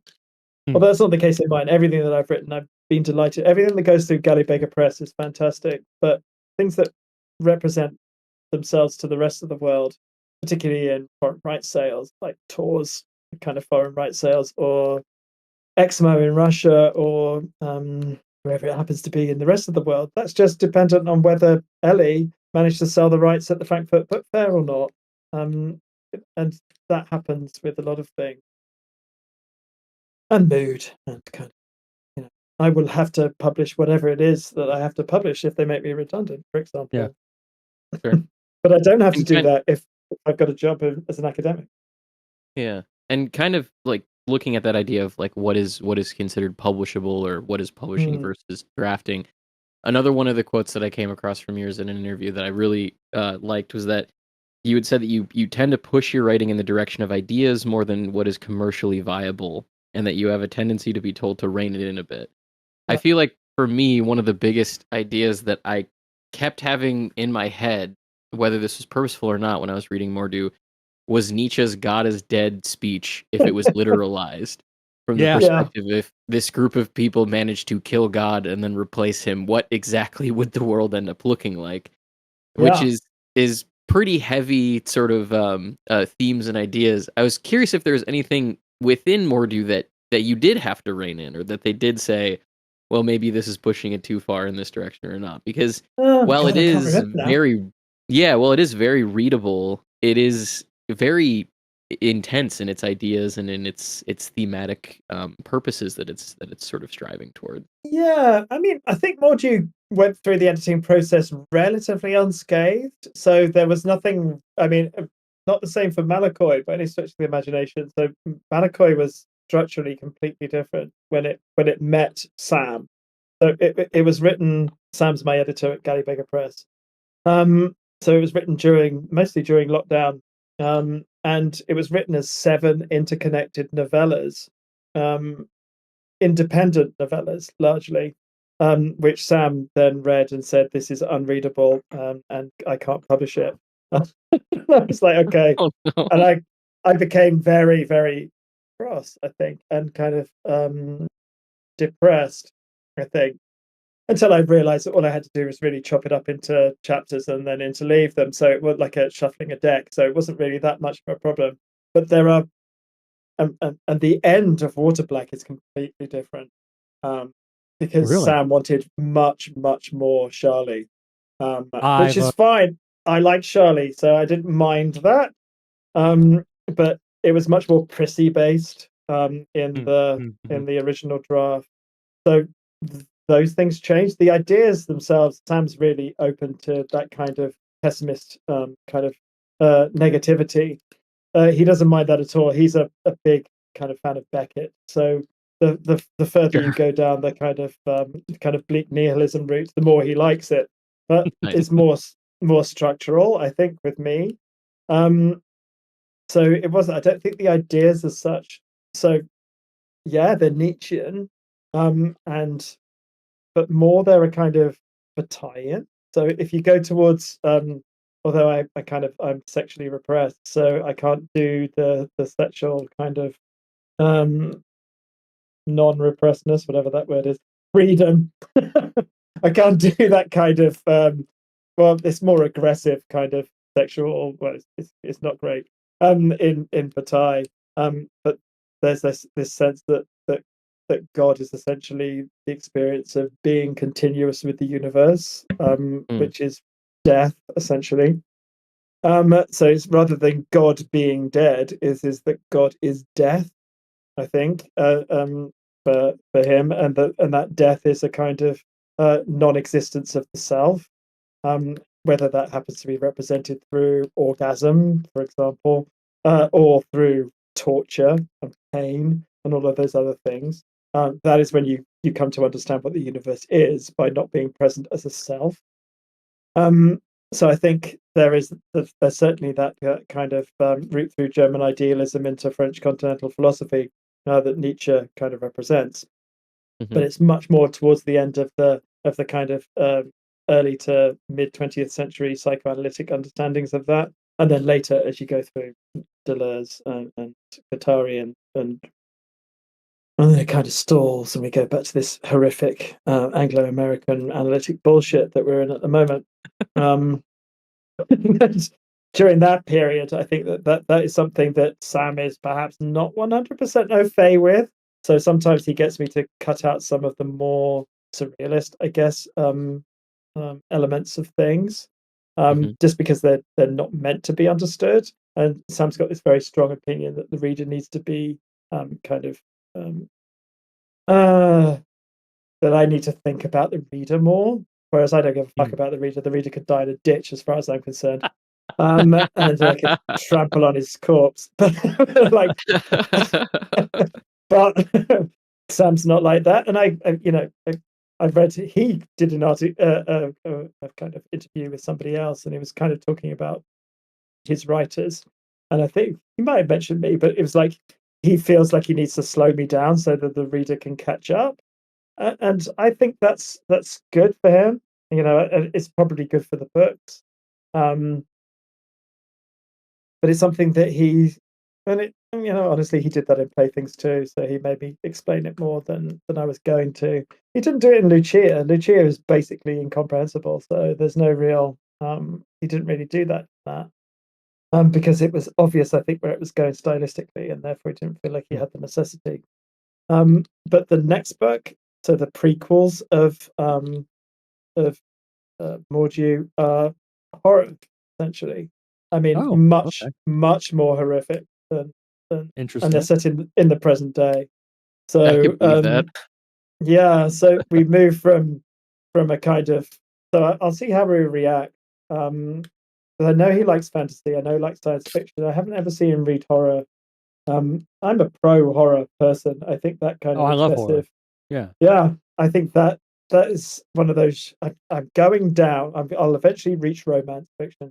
I'm going down the hierarchy of genres. So I start with literary fiction, and I'm going to work my way down until I get to romance, and then I'll work my way back up again. But my feeling is I like romance fiction too. I teach romance fiction to the student. It's really, really, really, really difficult to do. I mean, people take the piss, but you try writing a main character that your readers can identify with, and a main love interest that they can fall in love with. If you can write a character that people can fall in love with, good luck to you. Yeah. That's what I say. I mean, Yep. I don't realize it as a technical kind of exercise. It's just incredibly difficult. And anybody who takes the piss out of romance fiction and says somehow that it's a lesser form just does not ever read it. Because I can I'll read Mills and Boon books and I'm like, I'm in love with this bloke. I'm in love with Dr. So-and-so, who's the kind of pissy doctor in a stretched pediatrics department. And I've got no fucking interest in it whatsoever. So how is that being done? I don't understand. But I'd like to kind of master, or probably more accurately, mistress that kind of that skill. That would be cool. I've gone off the road. Yeah, because I think that's I think it's important to kind of be able to draw inspiration from all those different fountains and at the end of the day, I'm the kind of reader that I think that people should just read what makes them feel something. It doesn't always have to be, exactly. The high literature kind of stuff. I'll read pulp garbage stuff and come away loving it because it's just a good time. But there's a fun character. What I always find annoying is the same people that insist that you must only read whatever it is that they think you must read in the 21st century. The same people who read Paul Auster and The City of Glass in the 1990s, despite the fact that all he's doing is replicating Raymond Chandler on purpose. He's not doing it by accident. He's doing it on purpose to make it look like Raymond Chandler, but because sufficient time has gone from the pulp period to the literary fiction period that whoever it is who's drawing those gatekeeping guidelines has failed to understand that they exist anymore. That somehow it's become different for them when it hasn't. And exactly the same way, I think, as we'll go through. I mean, Dickens was a pulp writer, and fucking Daniel Defoe was a pulp writer, and people have forgotten, like Smollett, and they're all writers of commercial work that was considered to be bullshit and useless and not worth printing at the time. These are printed in newspapers and thrown away. No one would print fucking Ulysses, for God's sake. And it's this somehow idea that this cultural capital that adheres to literary fiction of a particular generation is ever going to stand up to kind of centuries of understanding is just nonsense. So why don't you just boil that down now and get to reading whatever it is that there is there, and then working out whether you can get into it or not. Stop asking whether it's good by the standards of something that you don't really understand anyway, and work out what it is. Can you get into it? And if you can get into it, good. That's all there is to say. That's really it.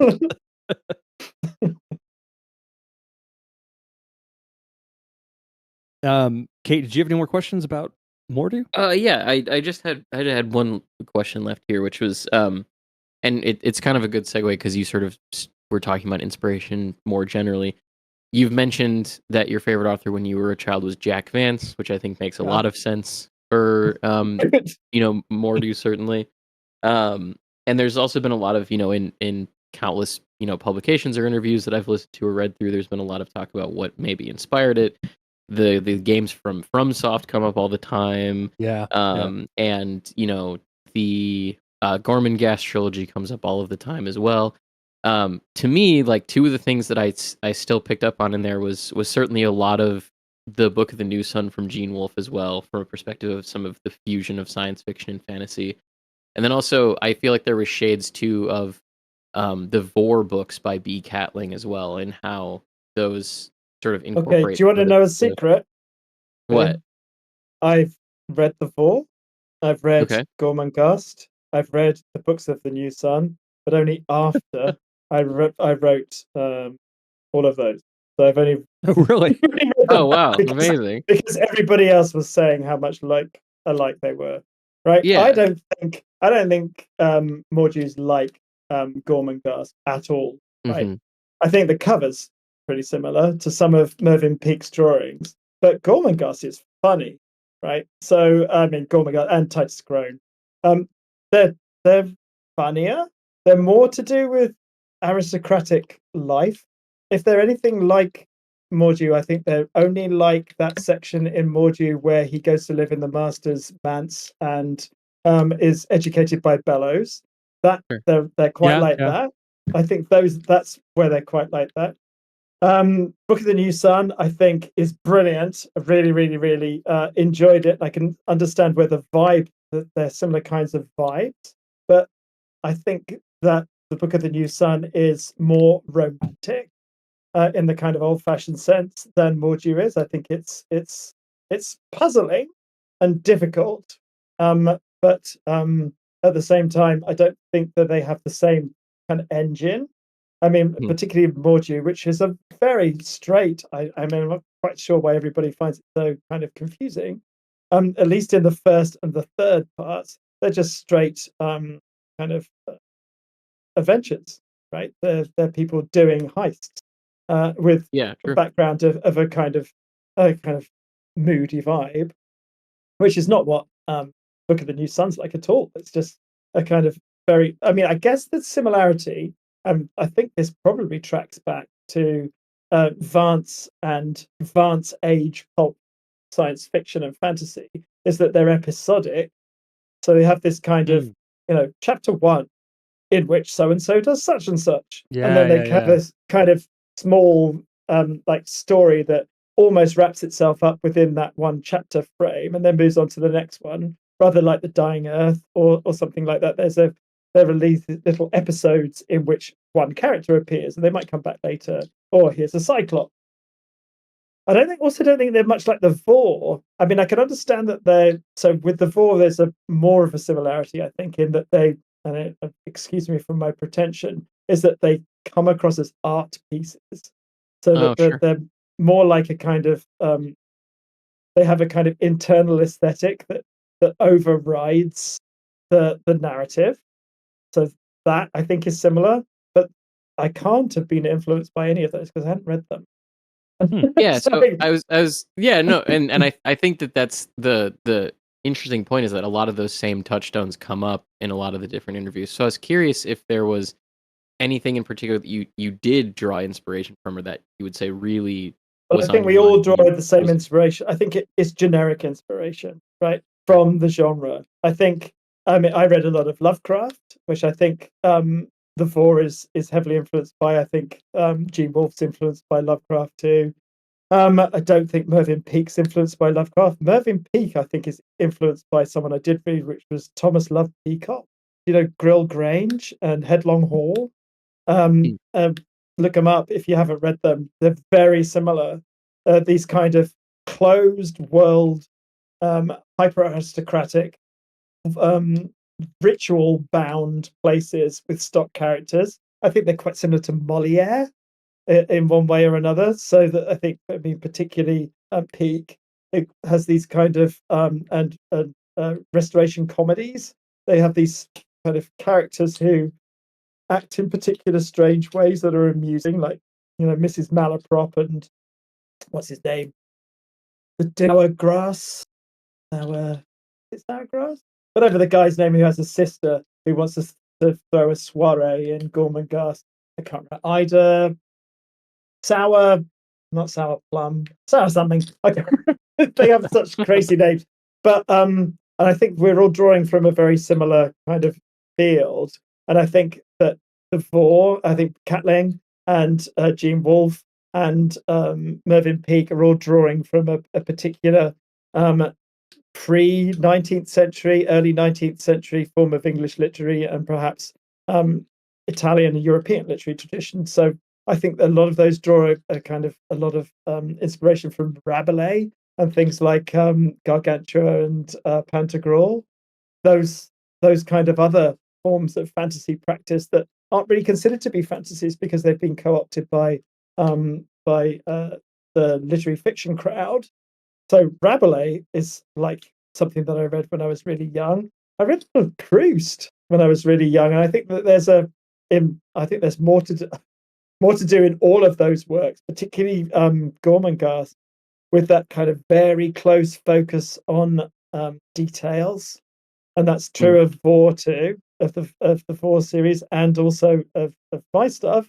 It's very closely focused on detail. I think where I differ from both of those things is I've got lots more plot. I mean, very true. I'm not plot phobic, because I think, you know, one of the things that literary fiction as a genre does is eschew plot, and say, okay, well, if there's any plot in this or any development or any kind of thing going on, that somehow that's a failure of understanding what the real is, and I really dislike that. So I tend to put plot in, even if I don't really want to.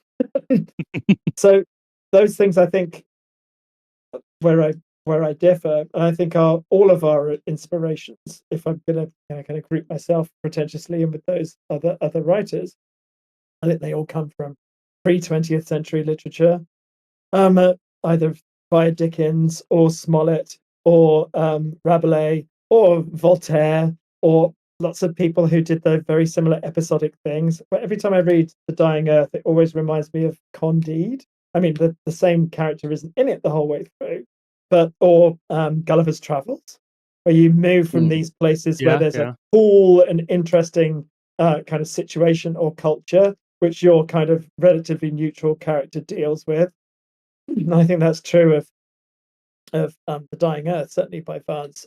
I think it's true of Gormenghast, the Gormenghast books, and the Vor, which is kind of full of kind of, I mean, wacky is not the right word because it's too dark, but these kind of standalone, relatively thin characters with a lot of idiosyncrasies inherent in them, and those idiosyncrasies of the characters drive the plot and drive the story.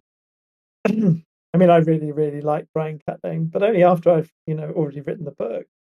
And that's not because I was trying to avoid them, because people have said it's like that. But it's just because I thought, oh, God, I better read this just to see whether I have been, you know, kind of somehow inconspicuously doing it. But my real influences, if I'm going that way, are Jack our H.P. Lovecraft, our Angela Carter, our Ruth Rendell, who's a crime writer. These are the people I read a lot of. And obviously Homer and Camus and Jean Genet, and like a whole bunch of European literature that, would be too wanky, for want of a better word, for me to kind of list off. But I'm more than happy to be in that group. If people said, okay, this is like Mervyn Peake, brilliant. I couldn't be happier. If this is like Brian Catlin, brilliant. I couldn't be happier. If it was like Gene Wolfe, not the later ones. If it was I loved. I had to listen to them about 5 times because I was listening to them on audiobook. But the Book of the New Sun is just brilliant. I can't disagree with that. I was going to say from a world building perspective, I recently started reading Tanith Lee's Flat Earth series, and I was because someone said she got a lot of who was it? Who was supposed to have ripped her off? When Gaiman's allegations came out, the whole Gaiman thing, and there is a lot of connection there. But I couldn't understand really why people were saying, "Oh, Tanith Lee, she wasn't successful when she was." I was buying Tanith Lee books. I don't remember her not being successful. I think she was successful. Wasn't successful here in the States. I'm sure in Europe she was a lot more successful, but here her books are impossible to find. I'm lucky that my library had them. I was waiting, like tongue hanging out, for the next Tanith Lee coming out, and I didn't have any problem getting them. So it's like, I'm glad she's not slagging me off. I mean, she's dead. But well, yeah, she's not slagging me off. I used to like Lisa Tuttle too, but not anymore. Oh. Anyway, go. So going back to Mordu, and I just want to stick with Mordu because I know Kate hasn't read the other two, and Luke and Will, I don't think either of y'all have read Mordu yet. Well, hurry up. Yeah, really. I'm gonna go buy a copy tomorrow. Yeah, please. So I'll send you one. Don't worry. Did you have a favorite character to write? Personally speaking, Anna Maxender was probably my favorite character to read. Yeah. And I mean, really, and the Joes were a lot of fun too. There's really no character I didn't like in those books, but I was just curious if there was one particular character or two even that you were really excited to kind of step into their shoes and write. So I think the dogs, well, the talking dog, is the most Vancian, I think. So I really enjoyed writing his kind of legalistic, kind of barristery prose, which is kind of, I think, how I may even have trained myself to talk and to think. So I really like that. But I really like Bellows. Bellows is fun too, yeah. He's a lick spittle, but I just like the kind of the way he lick spittles. I thought he was very enjoyable to write. He felt like a refined version of Smithers from The Simpsons, like a very overly British Smithers. Yeah, definitely. I mean, they all have their charms. I mean, as you get later into the books, Sirius and they have a son by some strange way, and he's fun to write. But I won't tell you who he is. But I really, really liked Captain Penfenny, the pirate captain. Yeah, I could see that. If someone would just hire me to write Penfenny books, I would write those indefinitely. I would read them in a heartbeat. Yeah, I mean, same here. Yeah, they're so much more enjoyable than the kind of, but they're much more like Jack Vance. If it was up to me, I would just sit there and think without picking them up. I got kind of all of everything Jack Vance ever wrote. In all of the genres, because he also wrote in kind of detective fiction, under different names. I just try and remember what they were, and then just write that without looking at it. I just say, okay, well, if I had to remember the Demon Princes series, what would that look like if I wrote it, without checking the plot or what anybody's name was or what happened? I just try and write that instead. And I think to a certain extent, those kind of that 1950s, 1960s fantasy kind of world is so enjoyable for me to exist in. I don't know whether that's just that really is the escapism, and I think it's one of those few forms of escapism that I can experience without having to make it miserable. I don't know why, but I just think that perhaps it was I read it during a period when I was very, very kind of attached, not being in the real world.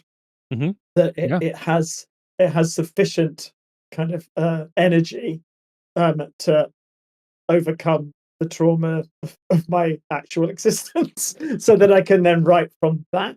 That would be nice.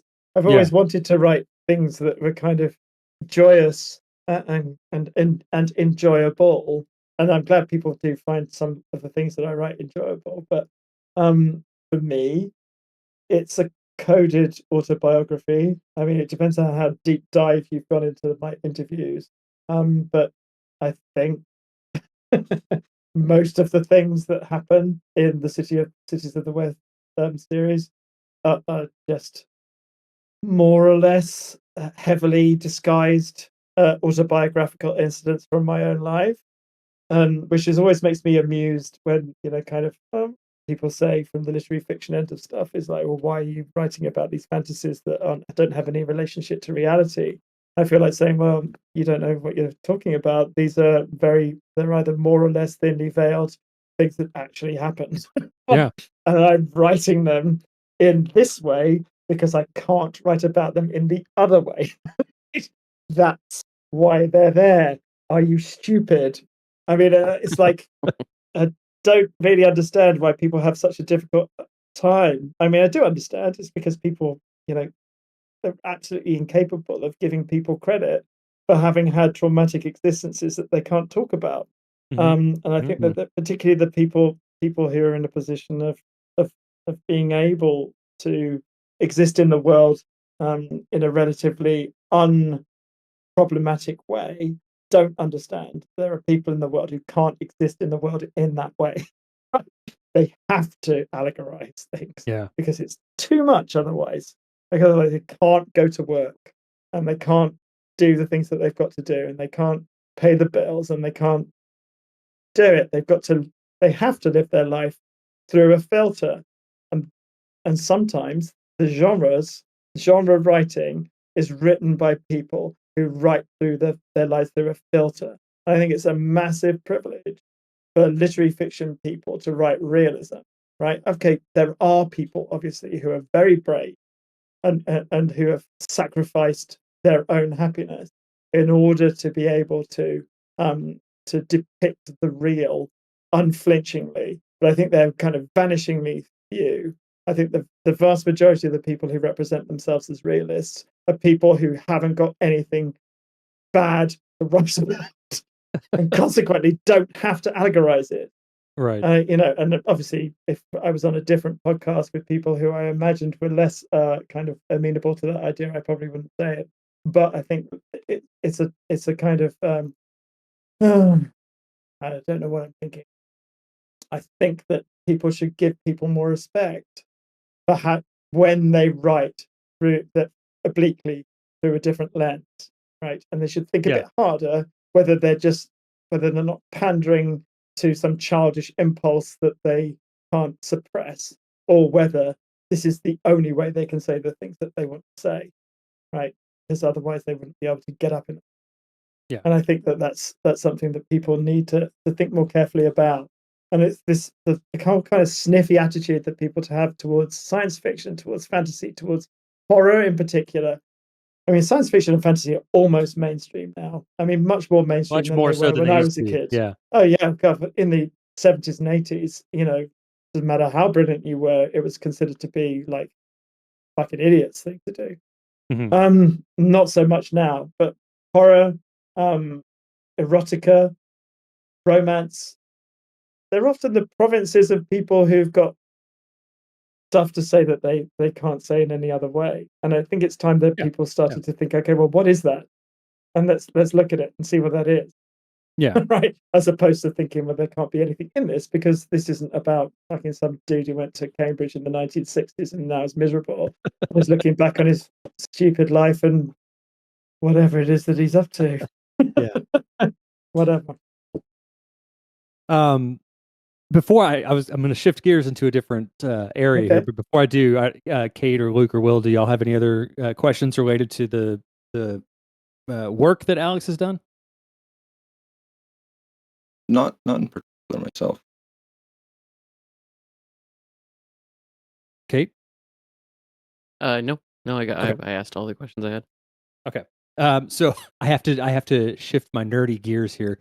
I know that you're. I think a while back I had asked you on either Twitter or BlueSky, whichever one.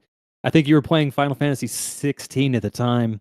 Yeah, may have been. I'm I'm curious. Is that a series that you have played a lot of, and if so, which of them is your favorite? Please. So I was playing the Final Fantasy games on the Super Nintendo. So Yes. I used to import them in Japanese and learn how to play them in Japanese. Right. But the first one I really did that majorly was Final Fantasy 8, I guess, which I had a chipped PlayStation in those days. So you used to be able to put a chip in a PlayStation. Yep. So I remember that. Yep.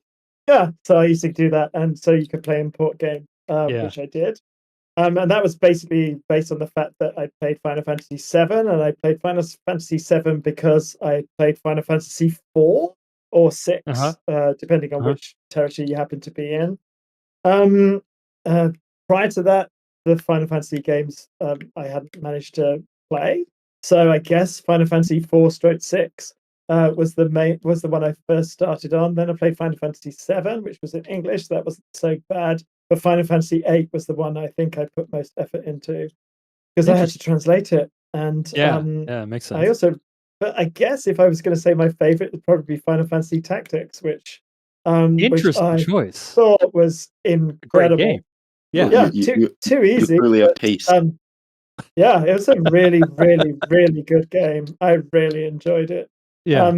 I think I've played it. I mean, I can't even count the number of times I've played it, but I played it to such an extent that I also played the Final Fantasy Tactics version. Did you ever play that? No, I've never even heard of that.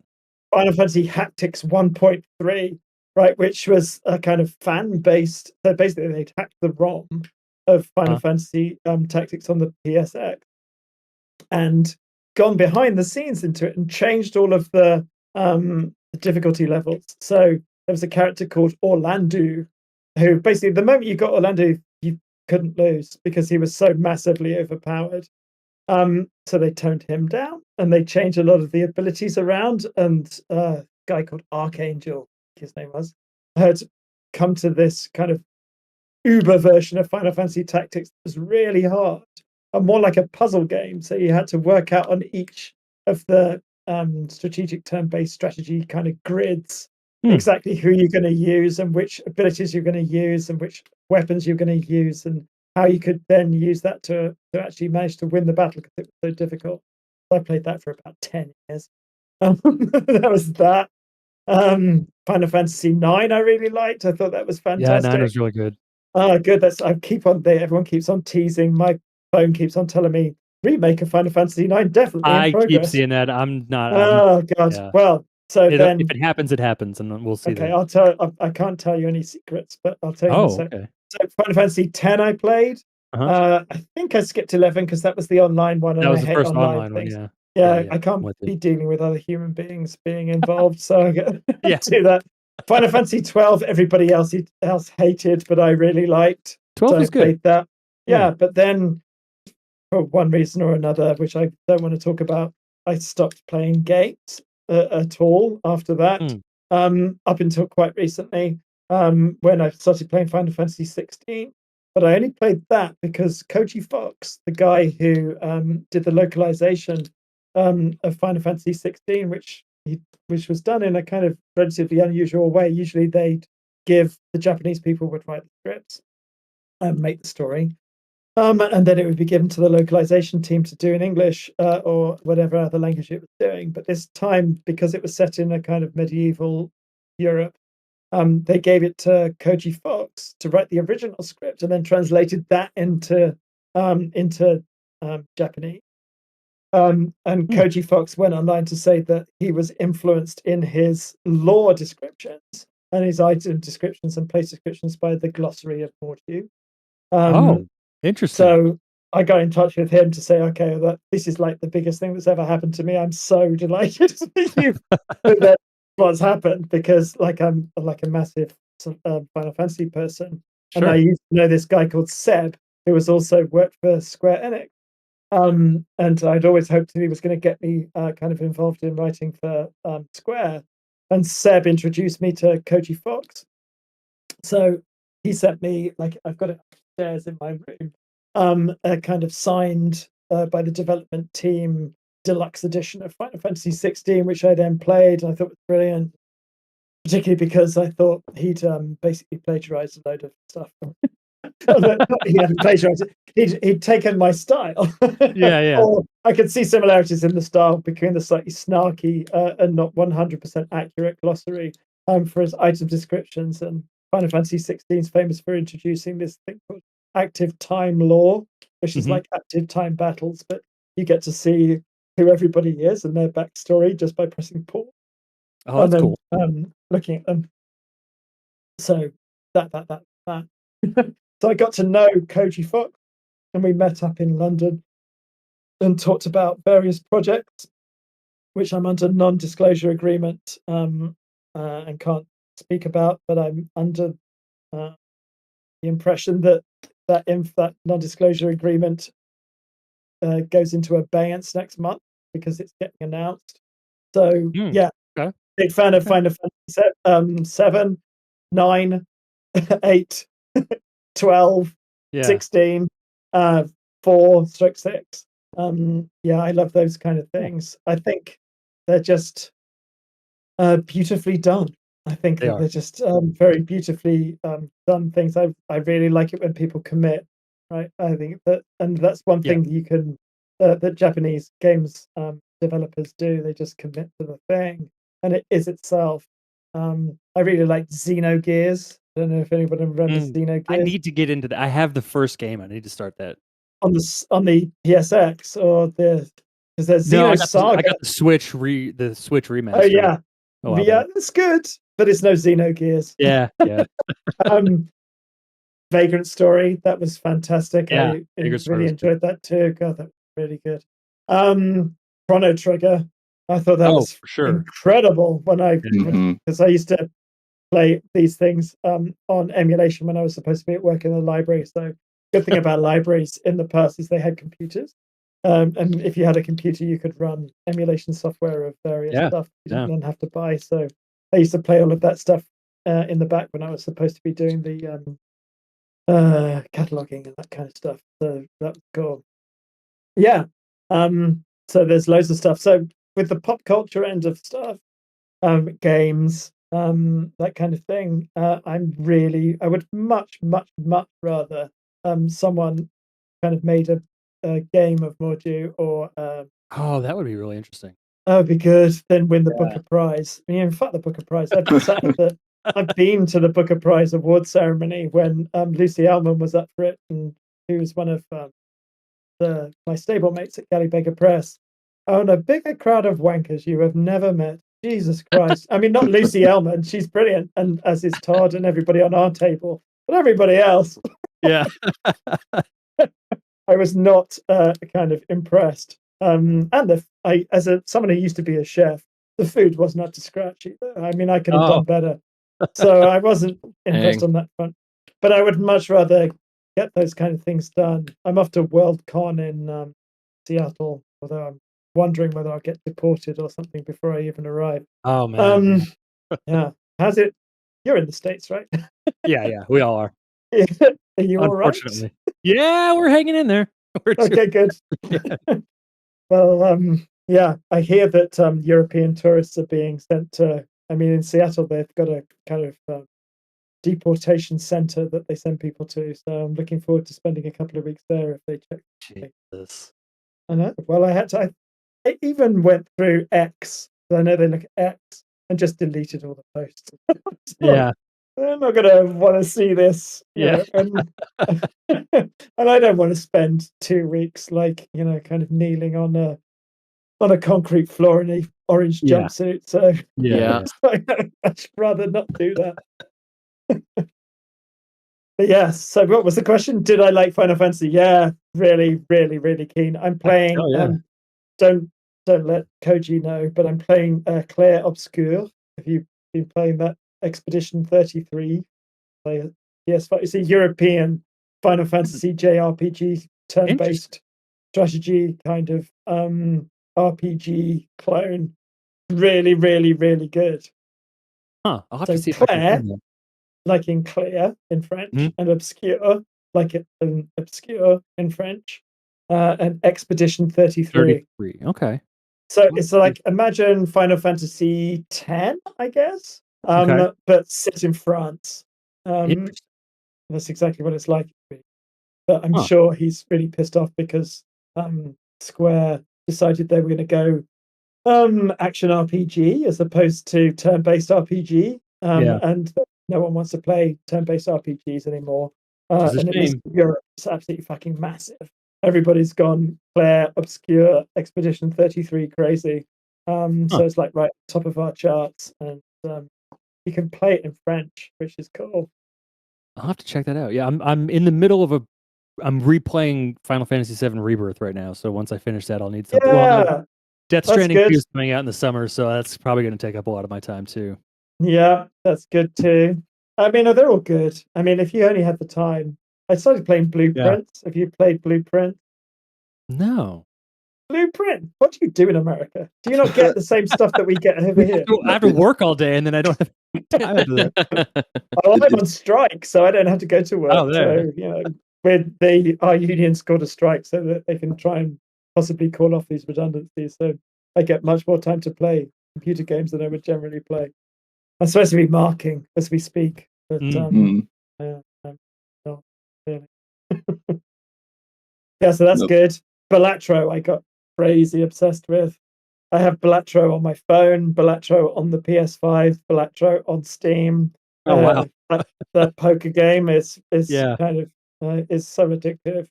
I used to be, I mean, professional is not the right word, but I used to make more money playing poker online than I did working.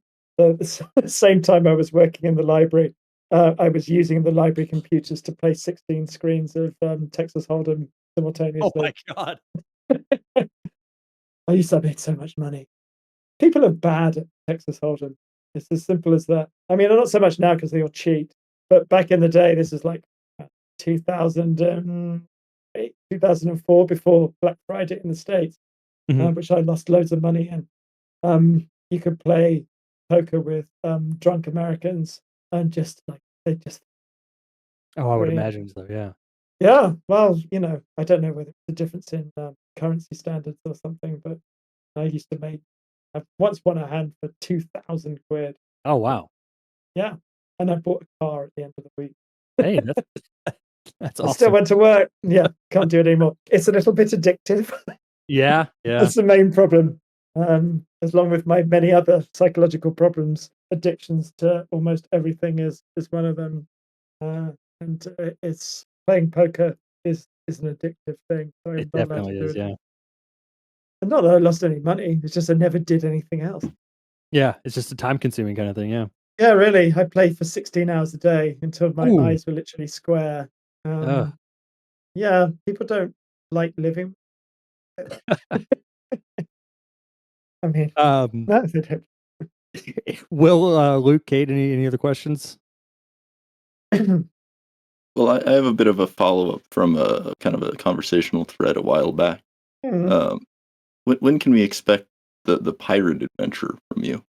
Well, someone will have to Yeah. buy it first. So it all depends. So there are various things in the offing that might mean that the Mordew, the Sisters of the Weft book, become more of a commercial proposition. I think I'm presuming that whoever, if there's anybody from Tor, hi, people from Tor, they're not going to have got 2 hours into this podcast.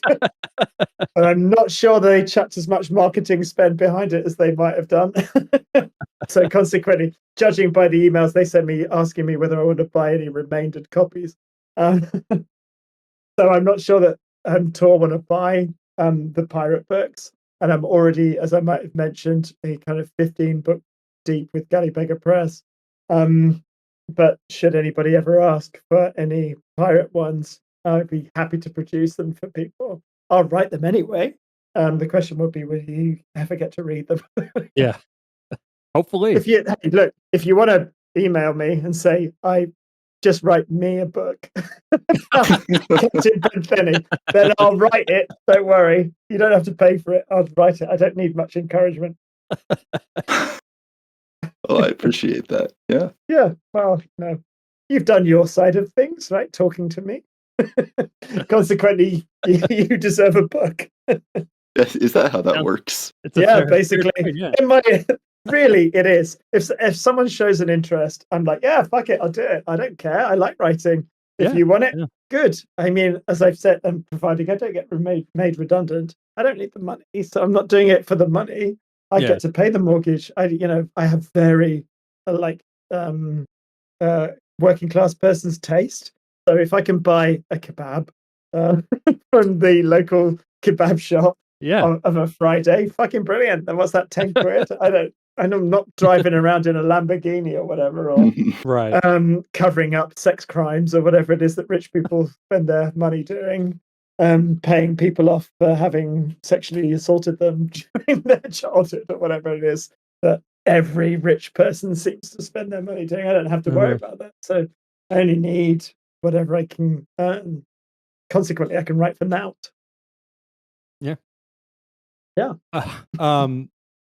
Is there any book you're reading right now that you want to recommend or anything in particular?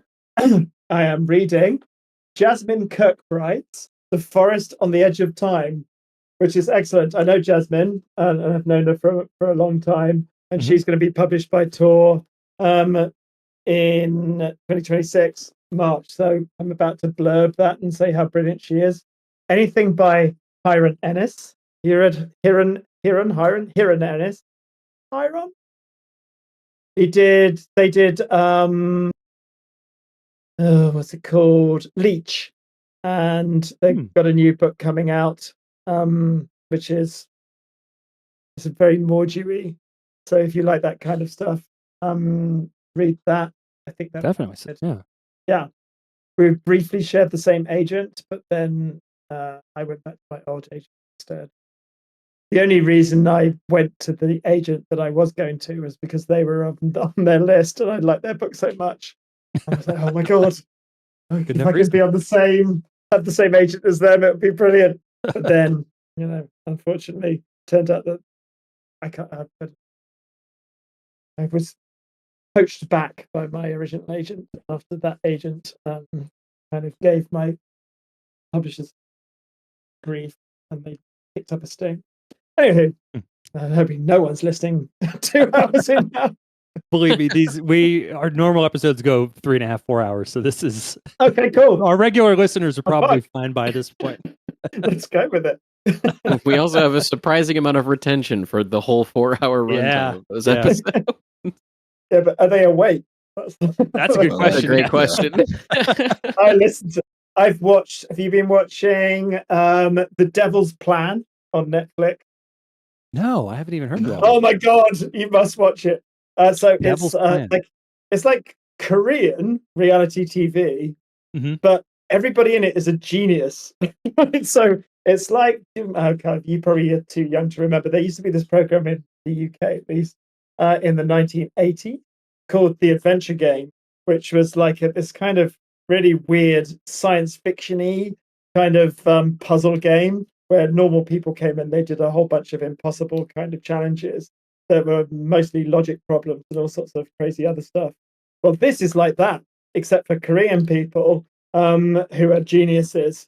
And each episode is like an hour and a half long. And the one I've got at the moment I'm watching is in season 2, which is they've got this game they've got to play where the rules, they've got a board, which is like a massive cross with loads of numbers on it. And they've got cubes that they put on there with their faces on and a different color on each side of the cube. And they're obliged to move their cube into the middle of the board. But the rules by which they're allowed to progress aren't told to them, right? So they start at the edges, But then if they roll their cube over to move, and if it lands on a particular side, then various things happen. So they've worked out if it lands on the white side or it goes onto a white square, they get exiled, which means that's one of 3 strikes and they're out. If they move their cube and the square on which they move has the same color as the color they're on, they get to change the color. And then if they change the color, providing it matches some of the 8 surrounding colors around, blah, blah, blah, blah, blah. It's impossible to understand, right? But it's really, really, really, really good. Because you just see these kind of extremely kind of attractive and charismatic Korean geniuses all trying to work out what the hell's going on. That sounds really interesting. I'll have to check it out. Except I can't get through a single episode without falling asleep because I start watching it at about, I don't know, this kind of time. So I'm kind of slightly antsy that I'm not upstairs watching The Devil's Plan. Yeah. And I mean, no one's listening by this point, smoking a load of dope and drinking too much. And then about 15 minutes after it starts, this is the best thing ever. And then I wake up at about 4 in the morning and it's like episode 17 and I haven't seen any of it. So I keep skipping back. So that may be the same thing that's going on with your audience. I mean, this is pretty intellectually stimulating stuff. So providing they're sufficiently stoned and drunk, then they're probably not even awake by the well, it's been a real pleasure. This whole conversation has been great, and it's again, I can't thank you enough for taking the time to come and talk to us and talk about your work. Sat in my office talking to you. That's where I am too. This is great. I think one of the best things about doing the show is that we get this opportunity to kind of connect with authors and everything and bring them on and get to talk with them. So again, is anyone going to Worldcon? I don't know if you're going to Worldcon. I can see you in Seattle, but it's too far away. I'm in Texas, so it's a bit of a trek from here to there. Yeah. So, but if you're ever, I'm moving in the summer, so we'll keep an eye out. If you're ever touring or around in the States, we'll get in touch. Well, I kind of hoped that Tor would kind of ship me around, but it was they signed the deal during the pandemic, and I think they've kind of come to terms with doing everything online. Yeah. Well, I mean, if nothing else, we're always happy to have you back on the show to chat. So yeah. But again, thank you so much for your time. We really do appreciate it, and hopefully we'll get back on. Cool. All right. Well, thank you everyone for listening. We'll be back next episode in 2 weeks. Back to Against the Day, our normal content, and getting finally back into that book. So keep an eye out for that. And thanks so much for listening. We'll see you later. Bye. Bye. Yeah. Bye.